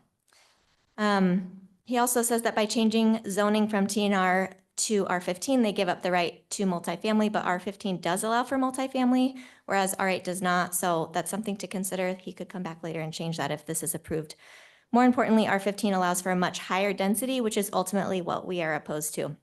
My two main concerns are the overcrowding of the school and safety with that much density along Waverton Road. Mayor, I believe you recently visited Pleasant View Elementary, which is where my kids go, which is where the boundary is for this area. My kids were very excited. They thought that was really interesting when you came. I was speaking with the principal. Currently, they are, the school is built for 625 to 650 students, and currently it enrolls 786 students, meaning it's over capacity by more than 150 students, and enrollment continues to grow. Projections show enrollment reaching approximately 1,300 students within 3 years, double the intended capacity, and this is without changes to the development as we have. I assume that when those projections are made, they're going based off of approved developments, which would be the original ones that were approved. So I think that's something that we definitely need to really consider. I also don't know of any other schools nearby that are being planned for the near future. My kids already go, it's a mile to the bus stop and it would be straight down that Waverton Road. So I am very concerned about lining that with cars. I know that they will have driveways in the back, but if someone's coming to drop by or drop something off or drop kids or off, they're not going to be, if they're not very familiar with the family going inside, they're going to be using that parking, that road for parking. And I just feel like that's a major safety concern. Years ago, this development was approved with a plan for significantly fewer homes. That approval was granted with the understanding that the surrounded community infrastructure, including roads and schools, could support that scale of growth. The current request seeks a major zoning change that would allow for 157 homes, sorry, I think I got my number wrong there. That's right, about double than what was originally planned and would substantially increase resident density. So this overcrowding isn't a hypothetical issue. It is already happening. Adding a dense new development without expanding infrastructure will only exacerbate the problem. Overcrowded schools lead to larger class sizes, reduce attention for students, and strain on teachers and staff. I'll just end there. So I request that you guys deny or require a reduction in the number of homes and density. Thank you. Thank you. Council, any questions? Mayor, a couple questions. Councilman Cavanagh. Thank you for joining us. I appreciate it. And it sounds like you've got elementary students, and so I have elementary students in full school, so I sympathize with where you're coming from. 100 more students in a high school feels much differently than 100 more students in an elementary school, for sure. As I understand, West Ada has actually seen a plateau, or in many cases, a decline in student generation. So they're anticipating less students next year they currently have this year. Knowing that we're seeing a decline in students in the schools, do you see that as, I guess, I'm looking at it from a standpoint of, if we're going to have less students in our schools, that problem's largely somewhat going to take care of itself. And as a taxpayer, I don't want us to build more schools than we need. And I know West Ada is really committed to that. How do you think we as a city council should wrestle with that? Because I'll be honest, I've been up here many nights and I don't approve developments that put more students when schools are over capacity. But I'm also trying to look at the reality of where the world is shifting in West Ada, and that we are seeing less students in those schools. Give me some advice as a parent that's over there. How should we be looking at this?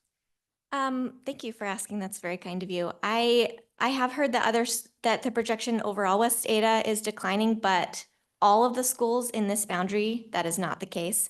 Star Middle School was only opened a couple years ago. They are already over capacity. Owyhee High School was opened a couple years ago, and I know that they're at or close to over capacity. And the principal for Pleasant View Elementary also mentioned that other schools are not necessarily at capacity, but this one is over. And so maybe my advice would be to redistribute where the growth is and really be mindful specifically in this area. That means there's other areas for growth, and that maybe this is not the place to let a whole bunch of more density come in. Mr. Mayor, can I follow up? Councilman Cavanagh.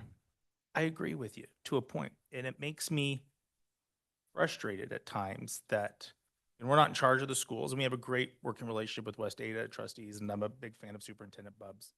But it is hard when I know there are elementary schools that are at 50% capacity right now, and we have schools like yours that are over capacity, because to me, it's a frustrating and challenging process of doing district boundary lines. That's a process I wouldn't wish on anybody, but it is challenging when you have an applicant that is here that is trying to do something that the city has somewhat encouraged in terms of our comprehensive plan, to say because of another entity's not moving students around efficiently that we should say no. So I guess I'm maybe vocalizing a little bit of the back and forth that's going on in my head, so you know where I'm coming from. But you touched on a couple other things that I think are important, and I can understand some of your hesitation around multifamily, and certainly we received some correspondence from residents that shared that concern. If the council were to, as part of their action tonight, prohibit multifamily as part of their development agreement, would that give you the comfort that you were seeking? Not fully. I would better appreciate a reduction of some of the homes in this planned development, even 20, 30, any reduction would be great. I wouldn't be here protesting this if the original plan was continued. I'm not here to stop any growth, to stop any change. I know that's a positive thing and that has to happen and that's inevitable.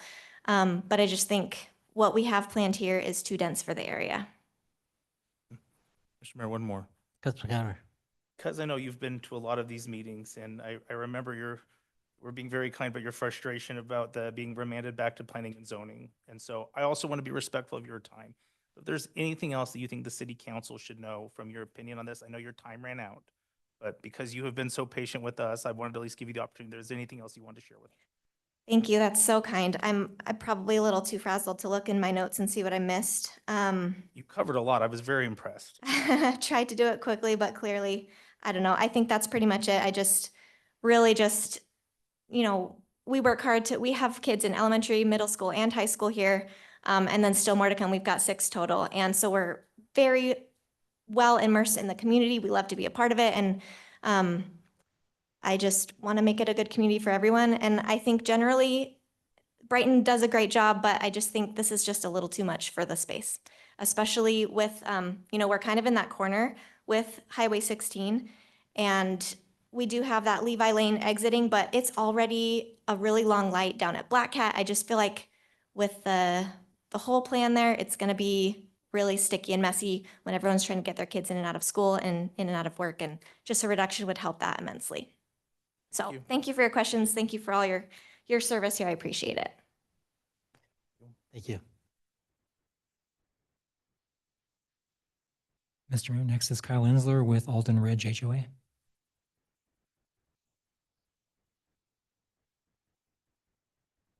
Good evening. Good evening, Mayor and council members. My name is Kyle Ensler, 5720 West Old School Lane in Meridian. And I'm not going to be able to do nearly as good of a job as she just did. But this one's a tough one for me because as a developer, I'm also here representing the Alden Ridge subdivision. I've been before you as a developer before, so I wear that hat. And, and we live there. So I'm a father and a husband. And so I have these, all these different things going on. And I've really tried to look at this objectively from that point of view. But I'm here tonight to respectfully voice my opposition to the application as it's currently proposed. And in an effort to, try to get all the collective voices of those families that have already invested in Alden Ridge subdivision, I have prepared a little write-up. So initially, Mr. Wardle has highlighted the applicant's adjustments, specifically the reduction of 20 lots and the increase in qualified open space. And while these changes may appear responsive to public and commission feedback, in our opinion, they fall short of addressing the core concerns that we've raised previously. So just a little bit of historical context. Leah kind of pointed it out. But what we're viewing on the application is the first proposed change to the originally approved preliminary plat. And so, as Mr. Wardle pointed out, 6 years ago, what was approved included this heavy commercial component, office buildings, medical centers, even a hospital, along with the R8 zoning transition that really softened the density towards the low density neighbors to the north. So our Alden Ridge piece is only half of what's there to the north. The other half is in the proposed future comp plan. It is low density residential, and currently it's a 5-acre piece and a 15-acre piece. So tonight we find ourselves only revisiting the remaining 18 acres. And I think that despite the public opposition 6 years ago, the application that was approved was approved in large part because of that thoughtful transition of R8 to the north. The broader context of that original plan, the commercial development that was integral to its approval, is largely absent from this conversation. One of the other questions that came up in the explanation of what the previous plan was and what the current plan was, just for historical context, when Alden Ridge brought their application in, we brought the application in based on working closely with Brighton.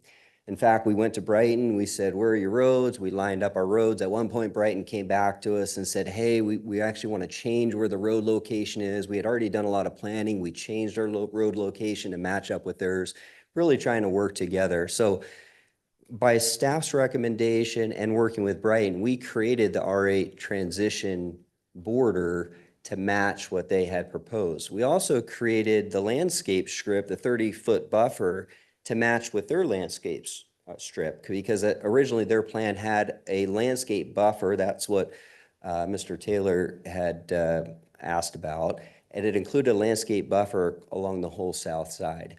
Now, when Mr. Wardle was talking, he's primarily referring to our landscape buffer, and which would bring their houses further to the north.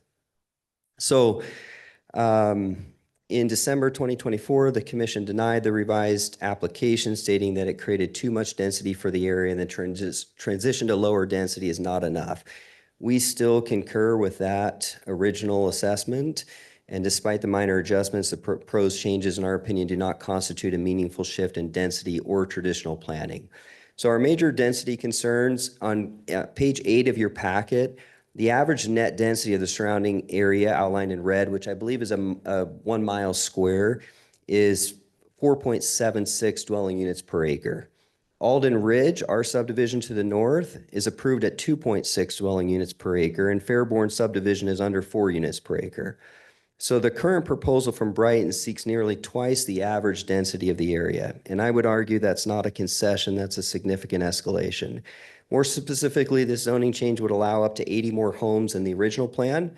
Even under R8 zoning, without the assisted living component, a maximum layout might accommodate around 100 homes, which results in a density of about 5.06 dwelling units per acre. And while still higher than the surrounding areas, this feels closer to a compromise and a more appropriate transition northward. So I will echo Leah's sentiments, and just to be clear, I'm not asking for the city to deny this application outright. I'm asking for a fair compromise, one that will honor the investments made by surrounding neighbors and developers alike. And I just, we just feel as a proposal with 7.95 dwelling units per acre, bordering the maximum density allowed in medium density residential, does not reflect a reasonable compromise, nor does it reduce strain on the school's traffic or neighborhood character. In conclusion, if part of this application is approved, we respectfully request 3 conditions be added to the development agreement on behalf of the 45 plus acres of neighbors immediately to the north. Number 1 is please implement no parking zones on both sides of Schwenkfelder Avenue and Woodhead Avenue. These are the two future road stubs that connect to the north properties. And we just feel that street parking on these specific streets, Waverton is already a public road. There's nothing we can do to stop the parking there. But on these specific roads, we feel like allowed parking would pose a significant safety risk as they become the major connections to the north. Number 2 is to help maintain privacy for homes to the north. We request that restriction on second-story north-facing windows. Homes can still be 2-story, but by orienting egress windows to the east and west, we can significantly reduce visual intrusion into neighbors' yards. This is a requirement that this council has required on other similar subdivisions, and we ask for the same. And number 3, we invite the council to require dark sky compliant lighting on north-facing exteriors for the houses along the north side. We feel like this would help reduce the light pollution and align with the City of Meridian's UDC lighting code and help maintain the rural character of the neighborhood. So again, thank you so much for your time and consideration. We really hope that we can arrive at a solution that respects both the city's vision for growth as well as the integrities of the neighborhoods we've invested in. Thank you. Thank you. Council, any questions? Mr. Mayor. Councilman Taylor. So Kyle, you probably captured or mentioned it, but I just want to make sure I'm clear. The transition between your properties and this property, you're saying the R8 is not quite right. Did I miss what you were suggesting, what you would prefer to see as that transition? Or were you talking about the entire property project as far as the density? Maybe I'm just kind of missing a piece there. Yeah, Councilmember Taylor, thank you for the question. So it's a very narrow piece of land. It's very wide at 19.7 something acres, but it's a very narrow piece of land. So initially, there was 2 rows of houses one that ran along Waverton in their first application, and one that ran along the north border, and separated between the north border and our property was their own landscape strip. What the split zoning allows is a third row of houses across the whole property. But in order to get that third row, both the split zoning is required and the elimination of that common area to the north in order to fit that third row of houses. And so when questions are being posed about what is the transition, it's an R8 zoning, so it's a 12-foot rear setback. So the houses are going to be 12 foot from the property line. And any kind of transition other than the fence that was discussed is the transition that we created on our property of a 30-foot landscape border. That only goes about halfway down Brighton's property because to the adjacent to the north. The other 20 acres, currently that's zoned RUT and still in the county and does not have, it's just bordering directly. Quick follow-up, Mayor. Councilman Taylor. So the common property on your property, if I remember hearing correctly, is it currently an access road driveway? So that will be turned into just like a common green space? Will that be a road? Like, walk me through what that's going to look like when that's fully. Yeah, thank you, Councilmember Taylor. So Mayor and council members, that currently is a private drive that there is a cross-access agreement because that is the main access from Pollard to all of the east properties, including mine and the properties to the north. And so this application of Brian's initially was 6 years ago. So everybody was under the assumption that the stub ins would happen sooner. And I guess the history of that is probably irrelevant. But to answer your question, currently it's a cross-access agreement. It would go away, that private road would go away in lieu of public road further to the north. And that would turn into a 30-foot landscape buffer with a walking path that goes around the subdivision. Council, any additional questions? All right, Thank you you very for much. your time. Yeah. Mr. Mayor, next is Jake Jensen.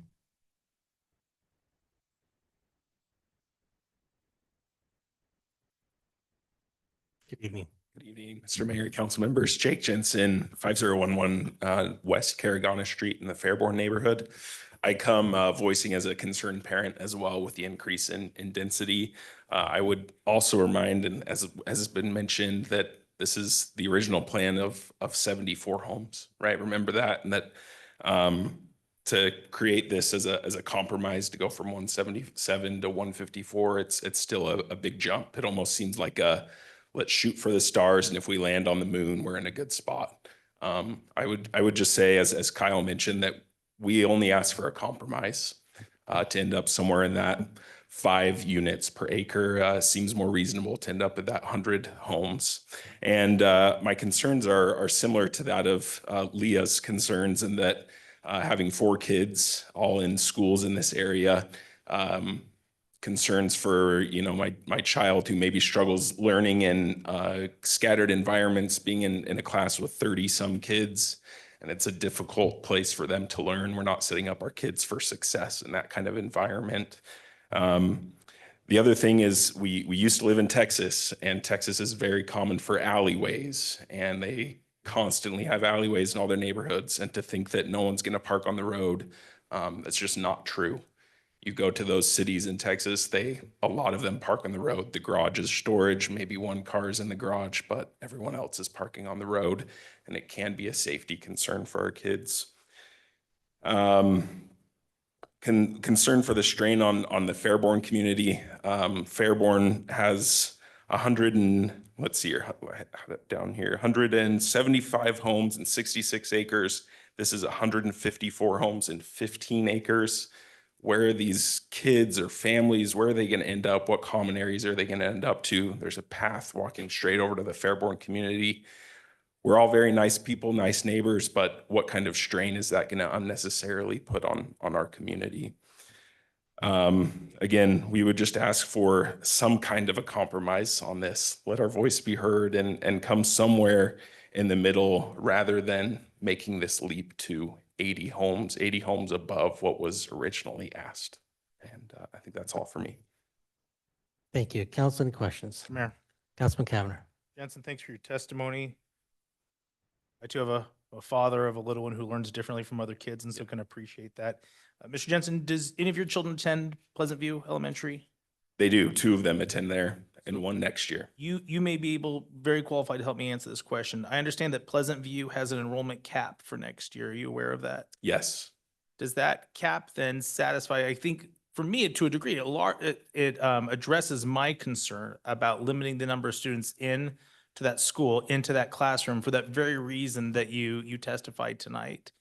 Sure. I understand, because you're still here testifying opposition based on that doesn't satisfy. And I'm hoping you can give me a picture from somebody who attends that school as to why you don't feel that decision to cap enrollment will address the issue that you're concerned about. Sure. Wonderful question. I think it comes back to just where they're at currently, and it's crowded, and is the cap, is that going to fix that? Maybe it's going to fix the future growth.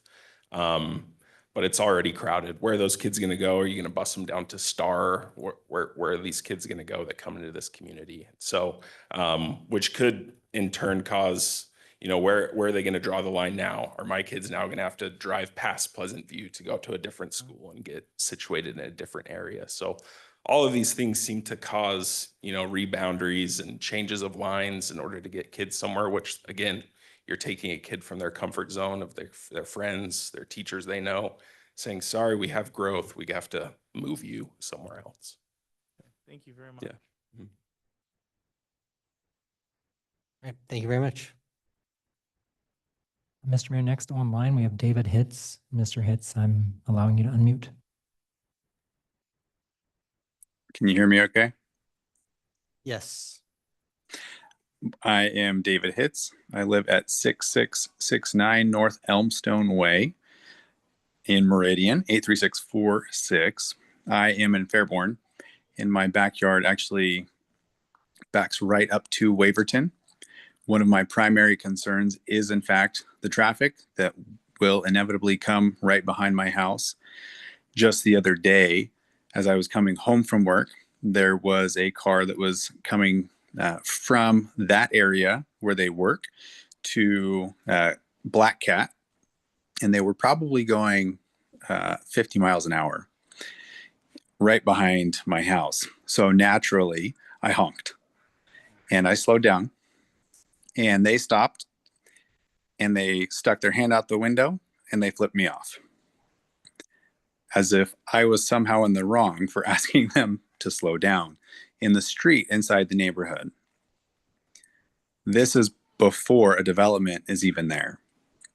And if we look at the original proposal and we look at the R8 zoning, if we keep the R8 zoning, to me, that still feels much more reasonable in terms of a transition to go from Fairborn to look at Alden Ridge and what they're planning on developing, and then the future growth and zoning of commercial and whatever else is going to go over there. And so right now with this split proposal, the R15, that is going to increase the density dramatically, where now we have safety concerns as far as the traffic goes. My kids play all around the neighborhood. Fairborn is a great community, and we have our dues that pay for open space and for parks and the pool. And in crowded communities, when they don't have a whole lot of open space and things to do, they're going to go to the surrounding areas. That just happens often and naturally. So I've got some concerns there. Another concern that I have is a slide that was actually presented after all of the public commentary at the last meeting, that is trying to justify that this R15 makes sense because in other areas, There are spots within, a couple of mile radius that are also R15.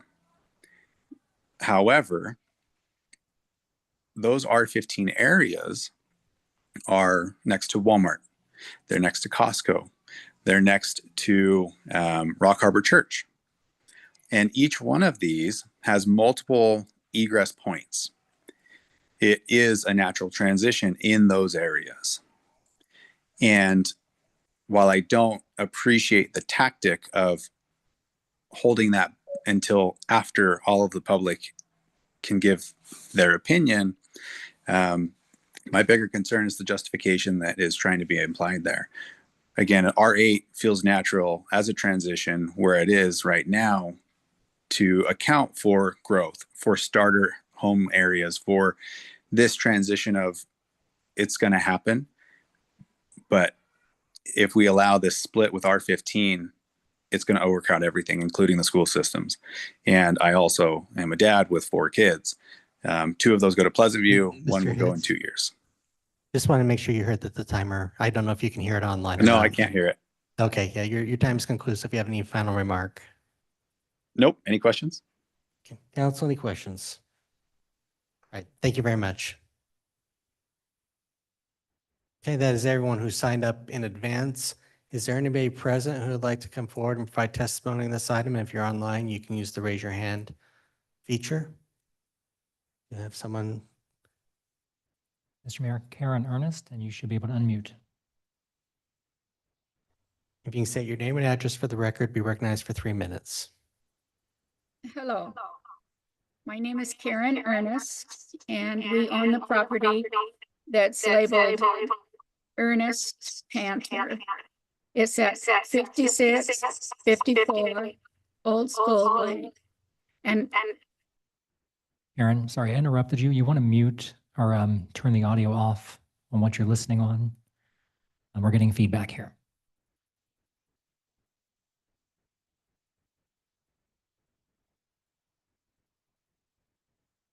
And you can unmute yourself and start over. is this better? No? Still getting the feedback.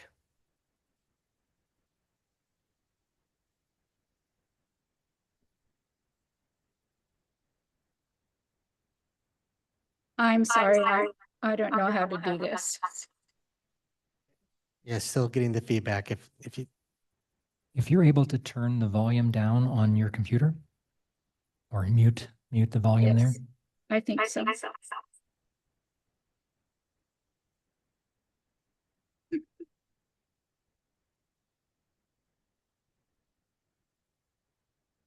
I've turned it down. Does that help? Yes. Okay, I live at 5654 Old School Lane. And I am in agreement with the others who have spoken regarding wanting lower density. And also, I want to emphasize the 3 points that Mr. Ensler made regarding no parking on Schwenkfelder Lane and the other entrance to the properties on the north. Also, the lights and no 2-story windows facing our properties. Just a couple of things.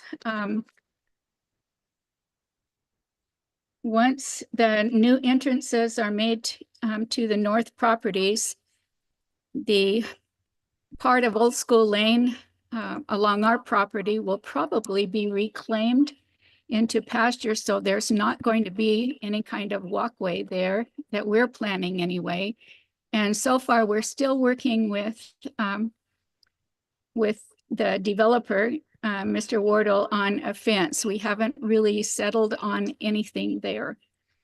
I appreciate being able to speak and to support the people who have already spoken. Thank you. Thank you. Council, any questions? Okay.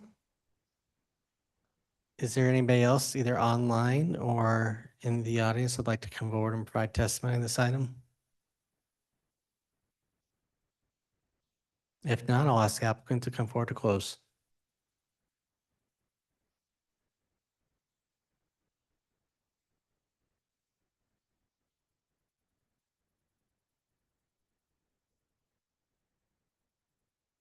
Mr. Mayor. For the record, John Wardle with Brighton. Wanted to respond to a couple of items. One of the first ones is actually related to zoning and transitions. Mr. Hitz made this comment, and the reason that we did present this was there were comments made that this is uncanny or this is not happening in the city, these type of transitions. And so we did show this exhibit. Our property, this area that's bounded in red is the area that we're asking for R15. The area in blue, those are all areas that are zoned R15 already. And a lot of those cases, it's back to back, some cases across the street. It is true that some of them are adjacent to large retail users or commercial users. When in fact, we actually have a large commercial use that is planned with the medical office and future hospital on our CG property. And so we are transitioning. We kept the R8 against the neighbors to the north and did an R15 to the south. I do want to clarify that yes, the plan has changed from the original, preliminary plat that was approved. And then there were some questions about the revision or the new plan we submitted. And based on that feedback, we did modify it. One of the things that comes up a lot is the lack of housing diversity. If it's all the same, it's all the same. But I can guarantee you that the same does not necessarily equate to diversity within our community. Here's an opportunity for us to provide housing in our community so our kids' generation can be here as well. Related to schools, it's interesting because you get a recommendation or you get a letter from the school district. The school district is doing two things. Councilmember Cavanagh indicated a change that they're making to Pleasant View with a cap. But they actually have already noticed neighbors to the south in McMillan that those homes and those residents will be going to Hunter. And so my neighborhood, where I live in Quartet, which is south of McMillan, we've already received that notification that the elementary age kids, those that are in Pleasant View will get an opportunity to stay there, but those that are new are going to transition down to Hunter. So that's one way that the school district is already addressing capacity. The second one is they've already funded a new elementary school for Star. Now, Star is a little ways away, but there are kids that are coming into Pleasant View that could be moved to Star when that school is available. That's in process now. The reality of what we have here is even if we turned dirt today, we're at least 12 months away from residents moving in, and we're not turning dirt today. There's still the next process of design of the phase and bringing it to you. So we're at least 18 months away from any residents and potential student population coming in. The elementary school, the middle school, the high school, they're all community resources. We believe in community resources. In fact, I don't want it to go unmentioned, but the neighbors that live here and their kids go to Pleasant View, that was based on a donation from Brighton when we did Bainbridge. We've been an advocate in this community. If you look at schools across West Ada in the north, if you go west to east, you will find a trend that the schools on the east side are transitioning less. Those on the west side have kind of this snake moment where there is a large population, but it does move. And I think the school district is trying to address that. Related to traffic, Waverton, Black Cat, and Levi Lane are all collector roads. They are all designed for and carrying traffic out of these neighborhoods to the arterial roadway system. Black Cat currently does have a signal at it. We've paid for the signal at Levi Lane. That money's been given to ACHD, ITD is in the loop. The signal won't go there until they finish phase one of the 2026 intersection, but it's already been paid for. So there will be another signal there that will also improve the transportation access out to 2026. the roadway system is there, and each of these projects, Fairborn, Pollard, even Alden Ridge, all participate in the planning decisions for the highway district, and we have been able to help them create a transportation system that works. One last item related to buffers. I just want to clarify that there was never a common lot that was required on our property when we brought our preliminary plat in 2019. There, we had discussions regarding the transition between us and the neighbors to the north. At the time that the neighbors to the north, there were 5 property owners. It was Messenger, Restucci, Hayes, Ernst Panter, Schwenkfelder. Since that happened, Alden Ridge came in, and Alden Ridge purchased Messenger, Restucci, and Hayes. I will note that although they do have a preliminary plat in place, it's not been final platted. I believe they've asked for a time extension for that to occur, but there is no Alden Ridge subdivision as it exists today. But they have a plan in place as well, and we designed our plan to match what their plan was. There was a comment regarding the access points between us and the projects to the north, represented with these 2 roads. There's this road where Alden Ridge will get their second access, which is required through Pollard North. And then there's an access point coming, which was called Schwenkfelder, but coming here, which accesses for Schwenkfelder and Ernst and Panter. When those access points are in particular, the one that's for Ernst, Panter, and Schwenkfelder, that roadway can go away and they can create their common lot. But we don't have any issue, and we don't see that there would be any need for parking along those roads. They are not directly, they're adjacent to our project, but not in front of homes. They're on the side, so we don't see that as an issue. We don't agree, however, for the restriction on 2-story homes. These are single-family homes against single-family homes. I don't know that there's been another case where lots are similar in size or greater in size, and there's been a restriction on 2-story heights. Also, I don't think the city has a position or has taken any requirements on lighting. If we want to look at it globally on dark skies, we could look at that. But the lights in people's back porches and things like that are different than street lights, and that restriction has not been applied for single family against single family.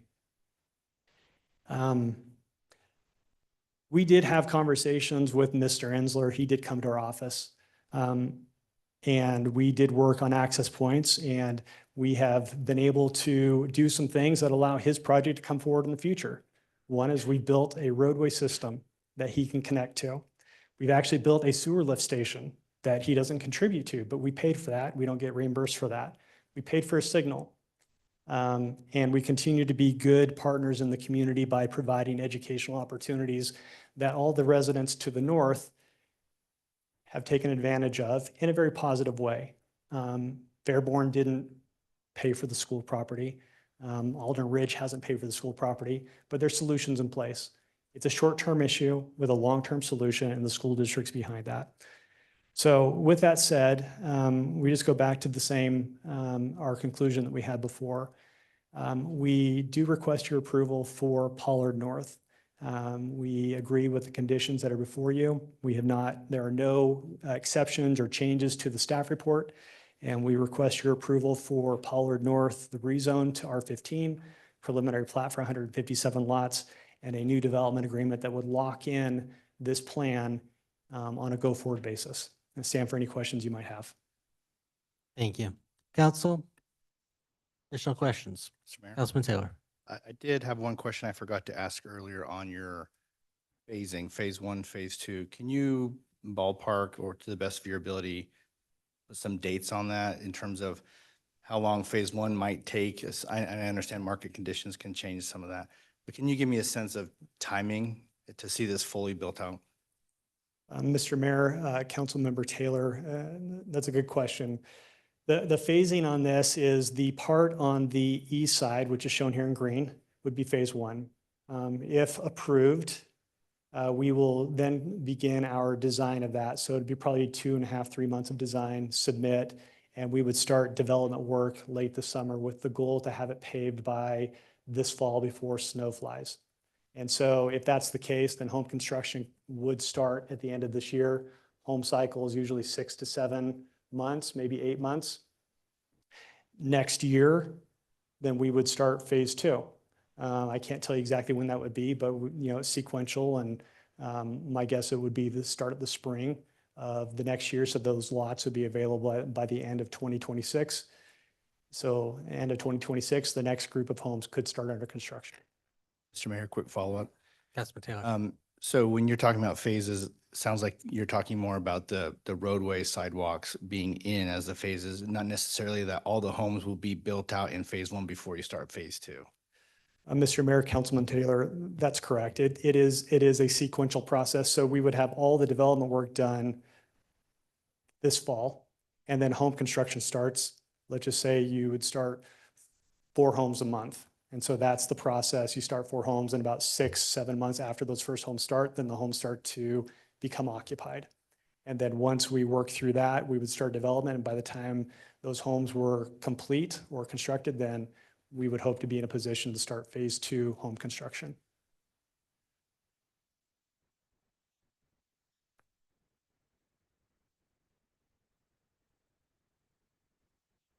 Council, additional questions? Okay, Thank you. thank you.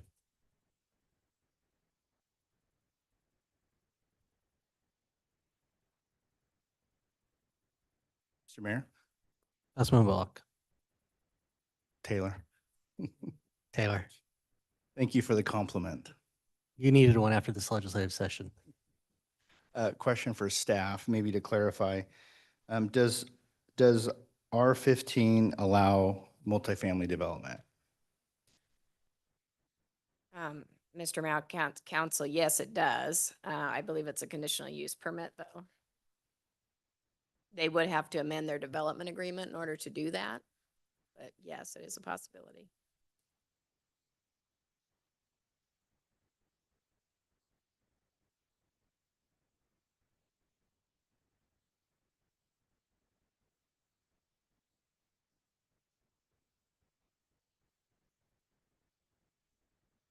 Mr. Mayor? Councilman Taylor. Unless anyone has any other questions for anybody in the public, I'd be willing to make a motion to close the public hearing. Second. Have a motion, a second, to close the public hearing. Is there any discussion? If not, all in favor, signify by saying aye. Aye. Aye. Opposed, nay. Yes, have it. The public hearing is closed. Mr. Mayor, Councilman Taylor.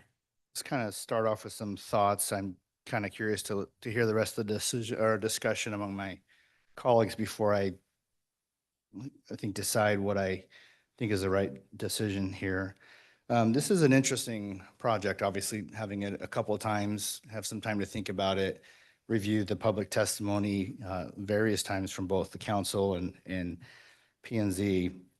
I keep thinking back a little bit. My mind goes to kind of a real estate clause, force majeure, where there's clauses in real estate contracts when there's something outside of normal conditions that would force you to be released of your obligations in a contract, things like earthquakes or natural disasters, or in this case, it seems like a pandemic. Not that there was necessarily a contract, but as I contemplate some of the discussion about the decision before us is not to look at what's the proposal that was rejected, but the proposal that has been approved, which included a pretty significant development in regards to assisted living facilities.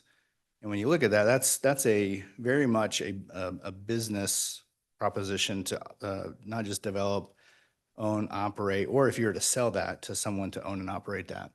That's a significant change. So I can certainly understand as this was maybe contemplated before COVID and now after COVID, this is a very, very different world that we live in, and we're still trying to come to grips with how that may affect how businesses operate and even how our community is developing. So to me, it's very reasonable for the applicant to come back and say, yes, our original plan just doesn't work anymore.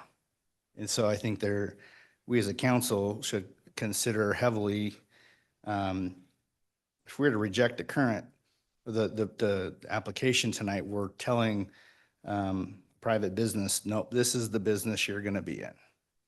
You're going to be, you need to do that. The odds are they probably just would leave the ground would just sit there and they probably wouldn't develop it because there's probably not a business case. At least that's what I heard in the testimony was it just doesn't really work for them to be in that line of business. And so a lot of my thinking is, well, what do you do with this property if it's approved for assisted living facilities, yet the applicant doesn't really want to engage in that in a business? So I think about that a lot, and I think, well, then what would you do? What's a reasonable thing to do? One thing I've learned in my short time on council is that transitions are pretty hard between different development types. And as I look at the comprehensive plan that was put together, and we really, really stressed what are really good transitions. And that's a conversation we've had over and over. And sometimes it's multifamily to single family to commercial, and those transitions are hard. So this is not a unique conversation we're having in terms of transitions between neighborhoods. This is not really an infill project, but it kind of feels like it. You're sort of sticking this little project in between different things. So it kind of has an infill feeling to it, which again also makes it hard because here you are right on what's going to be there's going to be a lot of activity around this part of the valley with the transportation network that will be in place. And what sounds like will be probably proposed, we've heard the discussion about what's been proposed there for years. So it's hard to kind of think what you would do. So I think it's maybe a little awkward to get to what is maybe the best decision we can get to, because it's not going to be ideal for all the applicants and all the people and the property owners there. We need to figure out what would make some sense. With respect to schools, this is a hard one too. I mean, I certainly sympathetic. I have children in elementary, middle school, high school as well. When I look at Pleasant View, this is what I look at. Current enrollment as of today, as reflected in the West Ada School District website. In Pleasant View, fifth grade, there's 2,910 students. In first grade, there's 2,436. So there's 500 fewer kids enrolled in first grade than fifth grade. That trend is actually pretty consistent across West Ada, where first, second, third grade enrollment numbers are less than fourth, fifth, and sixth. And even when you extend that into middle school, that's the trend continues, which means we have fewer younger kids enrolling in West Ada. So while we're certainly going to be bringing some new families in and some new kids, 500 fewer kids in first grade than fifth grade is a trend that we're seeing across West Ada. I predict in 5 to 8 years from now, West Ada is going to be closing some schools. It's probably where it seems like we're headed. So I was unaware of the cap, I think, or the kind of rerouting some of the kids. We have to leave it up to West Ada to help us navigate this. This is a tough one because that part of the valley seems like it's not going to slow down either. So we're probably going to need to figure out what to do with some more properties there. Those are just some of my thoughts. I'm still just kind of want to hear what the rest of my colleagues are thinking, but those are just some of my thoughts as I'm kind of contemplating what we want to do here.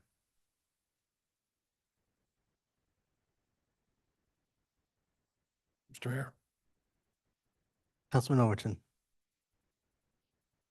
you can't help but look at an application like this and draw upon hundreds of other ones we've looked at. And in doing so, there's certain rules to what's easy unacceptable. This was a multifamily sandwiched next to residential. I'd have a real easy time saying absolutely not for multifamily or high density apartments. If this was a development that was being built that was going to be pushing high levels of traffic out on residential streets, it would be easy for me to say absolutely not. But the way this is designed, staying all single family, is pushing traffic onto approved collector streets that are going out to not just signals, but high volume arterial streets. At what's about to become one of the newest high volume roadways through our valley. If there was a place to have this type of development, it would be this close to that new interchange that's about to go in. I think you're going to see a lot of developments with higher levels in and around this interchange as this develops now, as that becomes closer to fruition. We've talked about schools, and it seems like we're always talking about schools. You don't see the West Ada School District standing in our chambers telling us we can't do these developments. And the reason for that is the same reason you don't see ACHD. The Highway District doesn't tell us you can't build. They are both, by the very nature of how the business is done of growth, their reaction to our decisions. ACHD builds roadways and improves roadways and builds signals based on where the growth goes. It's approved by the cities as we go. The school district makes changes to boundaries. They've been doing it for 25, 30 years as the growth of Meridian from a small town to what it is today has changed as we've grown. It's going to continue. The fact that we're seeing numbers dropping in the schools now is a first. It's always been, it's growing, it's growing, it's growing. And we started hearing the rumors that the numbers were starting to fall over a year ago. And, you know, when we first hear that, I'm kind of, okay, let's wait and see. You know, I want to see a little more proof, but it's continued to be that way. We're continuing to see numbers fall.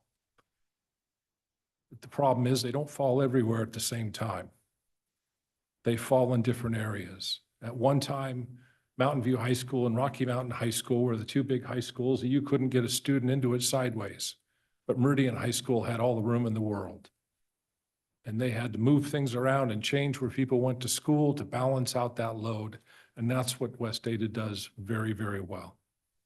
And Ada County Highway District, another one of our great partners, does a fantastic job in figuring out, as our city grows, where are our priorities and where do we need our money for roadways next? Those are the realities that we deal with when we sit up here.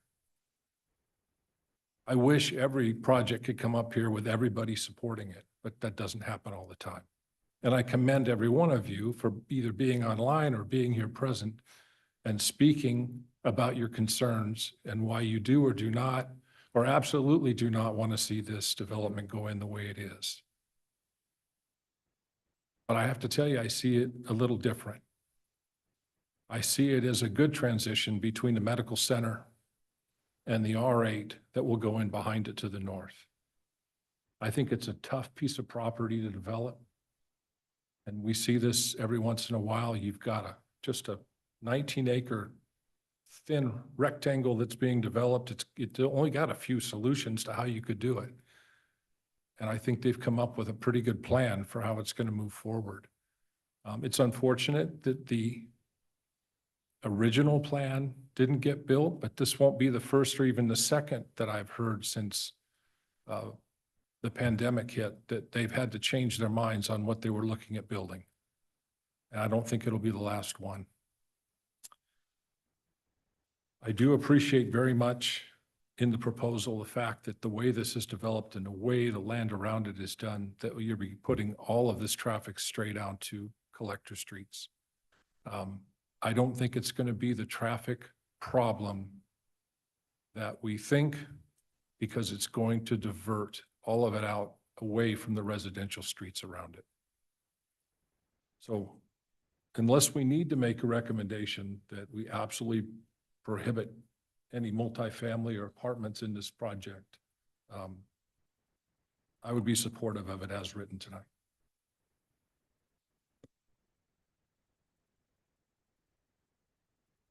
Mr. Mayor, Councilman Whitlock. appreciated our council president confessing that he was sharing the conversation that was going on in his head. So I'm having the same conversation. I think our community needs this type of housing. I think there's a high demand for it and great need. So I like this project from that standpoint of making those types of homes available. I'm still a little bit troubled with the concept that there might be traffic or parking on both sides of Flat Rock. Those homes to the north, the conventional homes potentially could have cars there. Those homes to the south, if they have visitors, they're going to park there as well. And, you know, I worry about fire access. I worry about just having too much parking on Flat Rock. So that still is a concern and a conversation that's going on in my mind. I love the fact that Brighton has made investments. They've put the money in the bank for a light at Levi and Chinden. That's absolutely necessary. I represent this area, and I can tell you that I get a lot of comments about the traffic at Black Cat and Chinden as well. So from a traffic standpoint, something needs to happen at both Levi and even at Black Cat with the signal that's already there. So that conversation's happening in my mind too. Thank you for getting that money to ACHD. And once we get Highway 16 completed, that interchange all set, I look forward to having that light and that safety aspect at Levi as well. So those are just some of the things that I agree. This is a difficult piece of property to try to develop and make it work. Then conversely, I also say this is kind of the end of the road. There's nothing to the west that will feed into Waverton. This is what it will be. So I think the neighbors in Fairborn have a legitimate concern about an increase in traffic, but again, it will be limited because there won't be much future development. This is the end of the road for that particular part of our community. So I just wanted to share just some of the things that I'm struggling with. I don't know where I'll be on the vote. I appreciate the work that's gone into this, and I appreciate the testimony from the neighbors and the concerns, and I'm still struggling if this is the right project in the right place. Mr. Mayor, Councilman Cavanagh. I certainly came into tonight's council meeting with a similar point of view as Councilmember Whitlock. You know, when we're up here, we're trying to gauge what our infrastructure needs versus inconvenience management and mitigation. And when I think of infrastructure, certainly it goes to police, fire, parks, clean water. But the other two big pieces of infrastructure that I think a lot of us focus on so much is our schools and our roads. I don't share the traffic concerns that were shared this evening. I appreciate that on the ground perspective. We're a community that promotes interconnectivity, and that means that sometimes your neighbors are going to be walking through your neighborhood or driving their car through your neighborhood. And I think our planning department does a good job of flagging, making sure there are mitigations in there. But for me, my big concern was the schools.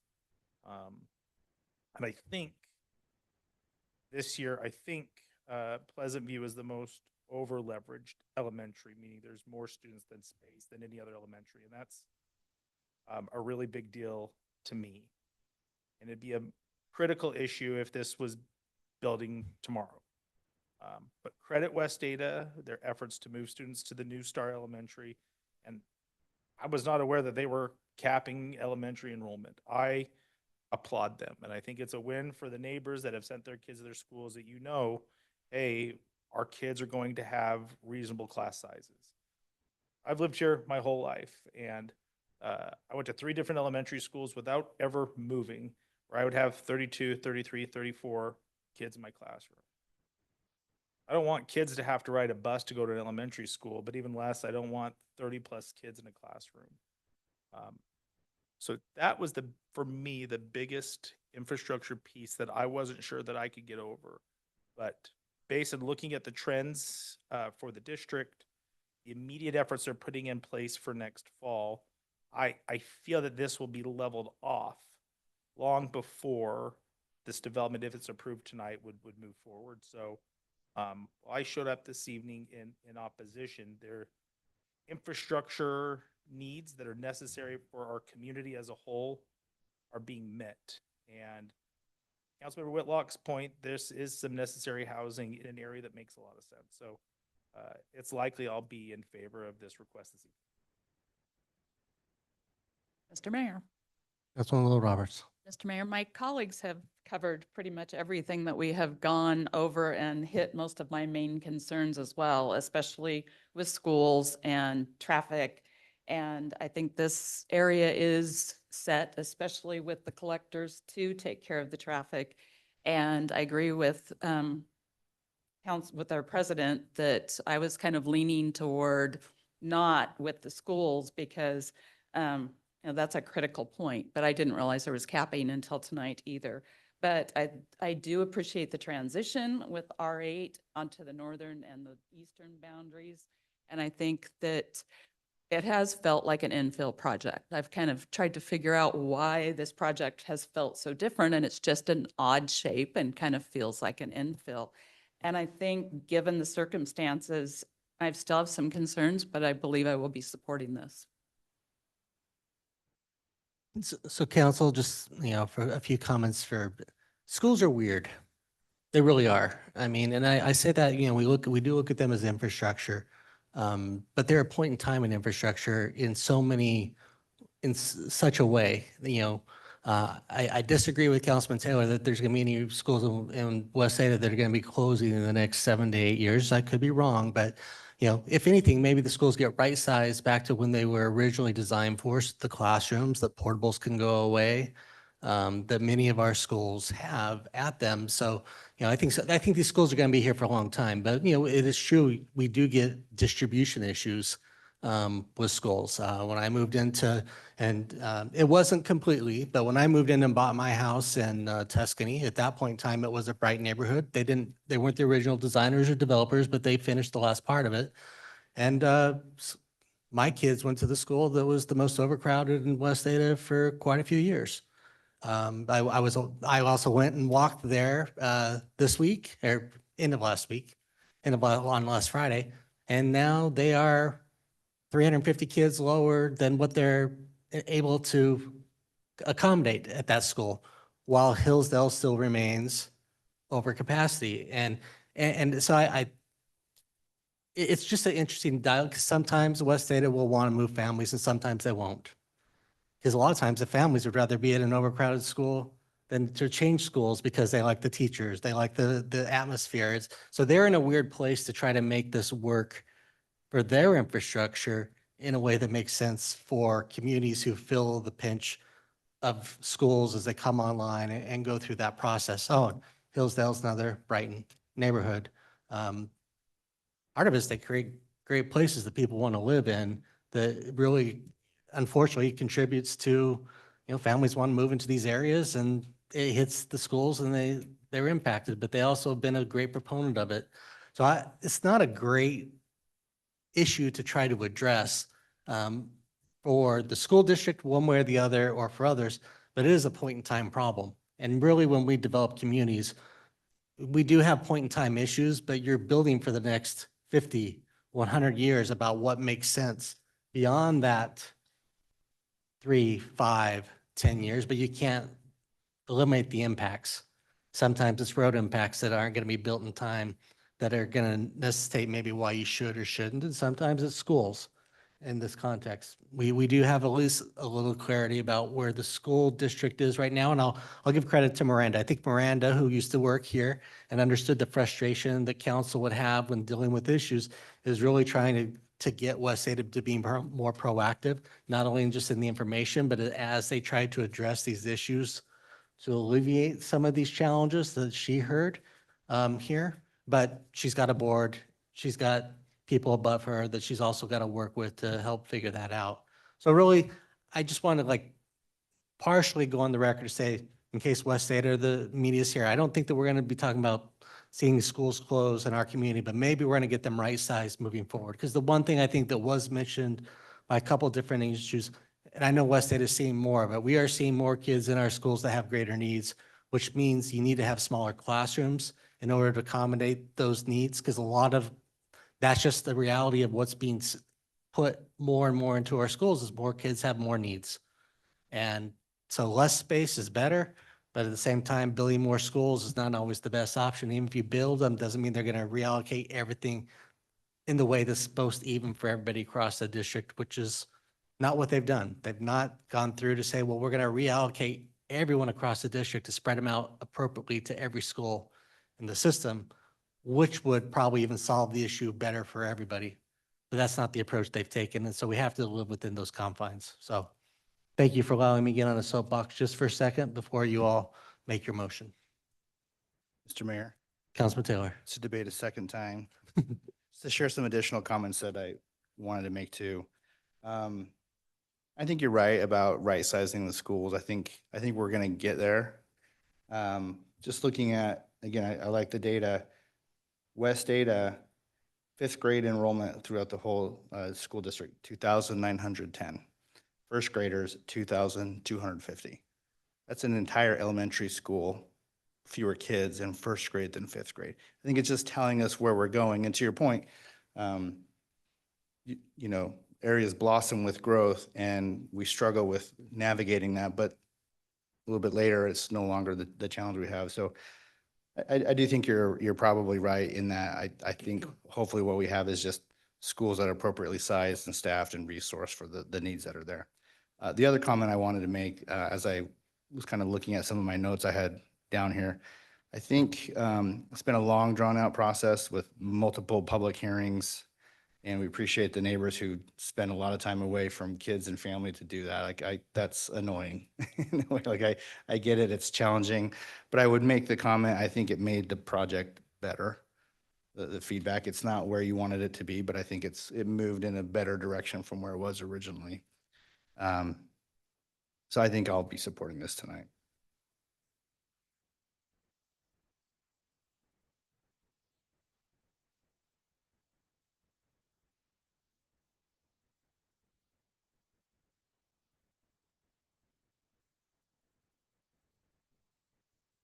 Mr. Mayor, Councilman Gavin. not see a sprint for anyone to run to the microphone, so I'm happy to make the motion.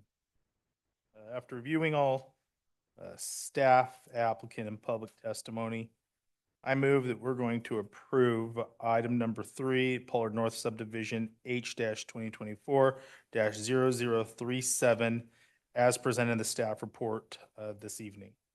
Second. I have a motion, a second to approve item 3. Is there discussion on the motion? If not, clerk call the roll. Thank you, Mr. Mayor. Cavanagh. Aye. Little Roberts. Aye. Taylor. Overton. Whitlock. Aye. All ayes and the motion is agreed to. That's it. Sorry, I didn't even do my normal thing, but all ayes, motion carries. The item is agreed to. So, thank you. So with that, we will go back to item number 1, Rabbi Lifshitz. If you want to join me at the podium, appreciate you sticking around for this evening.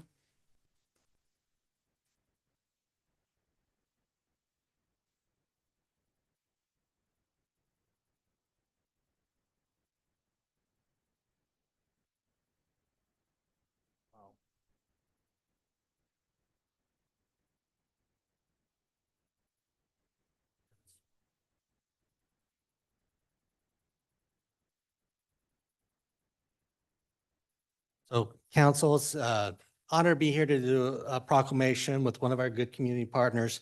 So I will go ahead and read the proclamation and turn it over to Rabbi Lifshitz for some comments.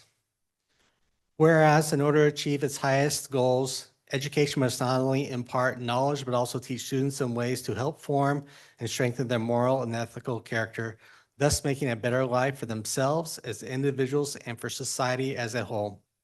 And whereas focusing on the essence of education can nurture unity of people through encouragement of increased acts of goodness and kindness, imbued with the awareness that even a single positive act of an individual can change the world and usher in an era of global peace. And whereas a global spiritual leader, the Rabbi, I had practiced this before, Menachem and Schneerson of Righteous Memories stressed that a moral and ethical education empowers every individual to develop their full potential in making the world a better place. And whereas April 9th, 2025 will mark 123 years since the Rebe's birth, and this year marks the 70th anniversary of his leadership of the Shabbat Lubavitch movement. And whereas Education Sharing Day is now observed across the nation each year on the Rebe's birthday in recognition of his outstanding and lasting contributions toward the improvements of education, morality, and acts of charity around the world. Therefore, I, Mayor Robert E. Simpson, proclaim April 9th, 2025 as Education Sharing Day in the city of Meridian, and urge all citizens to work together to create a better, brighter, and more promising future of all. This 8th day of April, 2025. Everybody, thank you for being here, and turn the mic over to you. Thank you. Thank you. Did anybody do the invocation over there? Should we do it now? Yes. Yes. Okay, let's do that. All right. Thank you. You know, I guess I just realized that thanks to this delay, you know, we're arriving at sunset, and, you know, in Jewish calendar, the day starts at night. You know, our Sabbath begins on Friday night, so the Rebbe's birthday is beginning right now, so it's most appropriate. Okay, well, join me please for a moment of prayer as we thank the city of Meridian for this proclamation. Almighty God, as the trees around us blossom and the flowers bloom, we are reminded of your abundant kindness. As the festival of Passover approaches at the end of this week, we are reminded of your compassion. You transform winter into spring and slaves into free people. As tonight marks the birthday of the Lubavitcher Rebbe, Rabbi Menachem M. Schneerson, the leader of our organization, Chabad Lubavitch of Idaho, we are reminded that we human beings are created in your image and that we are called upon to partner with your mission of creating a perfect world for all. Following the Rebbe's example, we commit ourselves to humbly assist others in bringing peace and sanctity to this world, to ensuring that our society is governed by your moral calling. Today we stand in the Meridian City Council, a body that ultimately shares the mission of perfecting our city and society. And we ask your assistance and guidance for its members and the citizens of this great city. We have chosen and entrusted leaders with making good laws to secure the blessings of liberty to ourselves and our posterity. Almighty God, grant them some of your wisdom and insight and your holistic approach that makes the opposing forces of nature work in harmony. Allow them to see the fruits of their labor, and may the city of Meridian continue to bloom as you see fit. Let them serve the people faithfully, debate the issues of the day earnestly and civilly, and keep their eyes on their common goal of promoting the general welfare of the city. Let them be ruled by mutual respect, collegiality, and cooperation, and let us all have peace. Amen.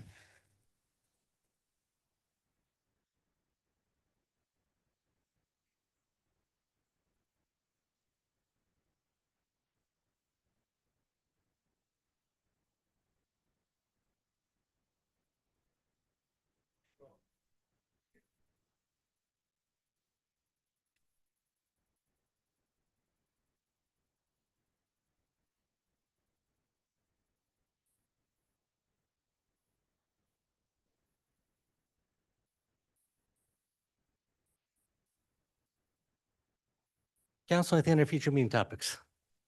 Mr. Mayor, Councilman Cavanagh. we adjourn the meeting. Motion adjourned. All in favor, signify by saying, oh, second. Second? Motion and a second. All in favor, signify by saying aye. Aye.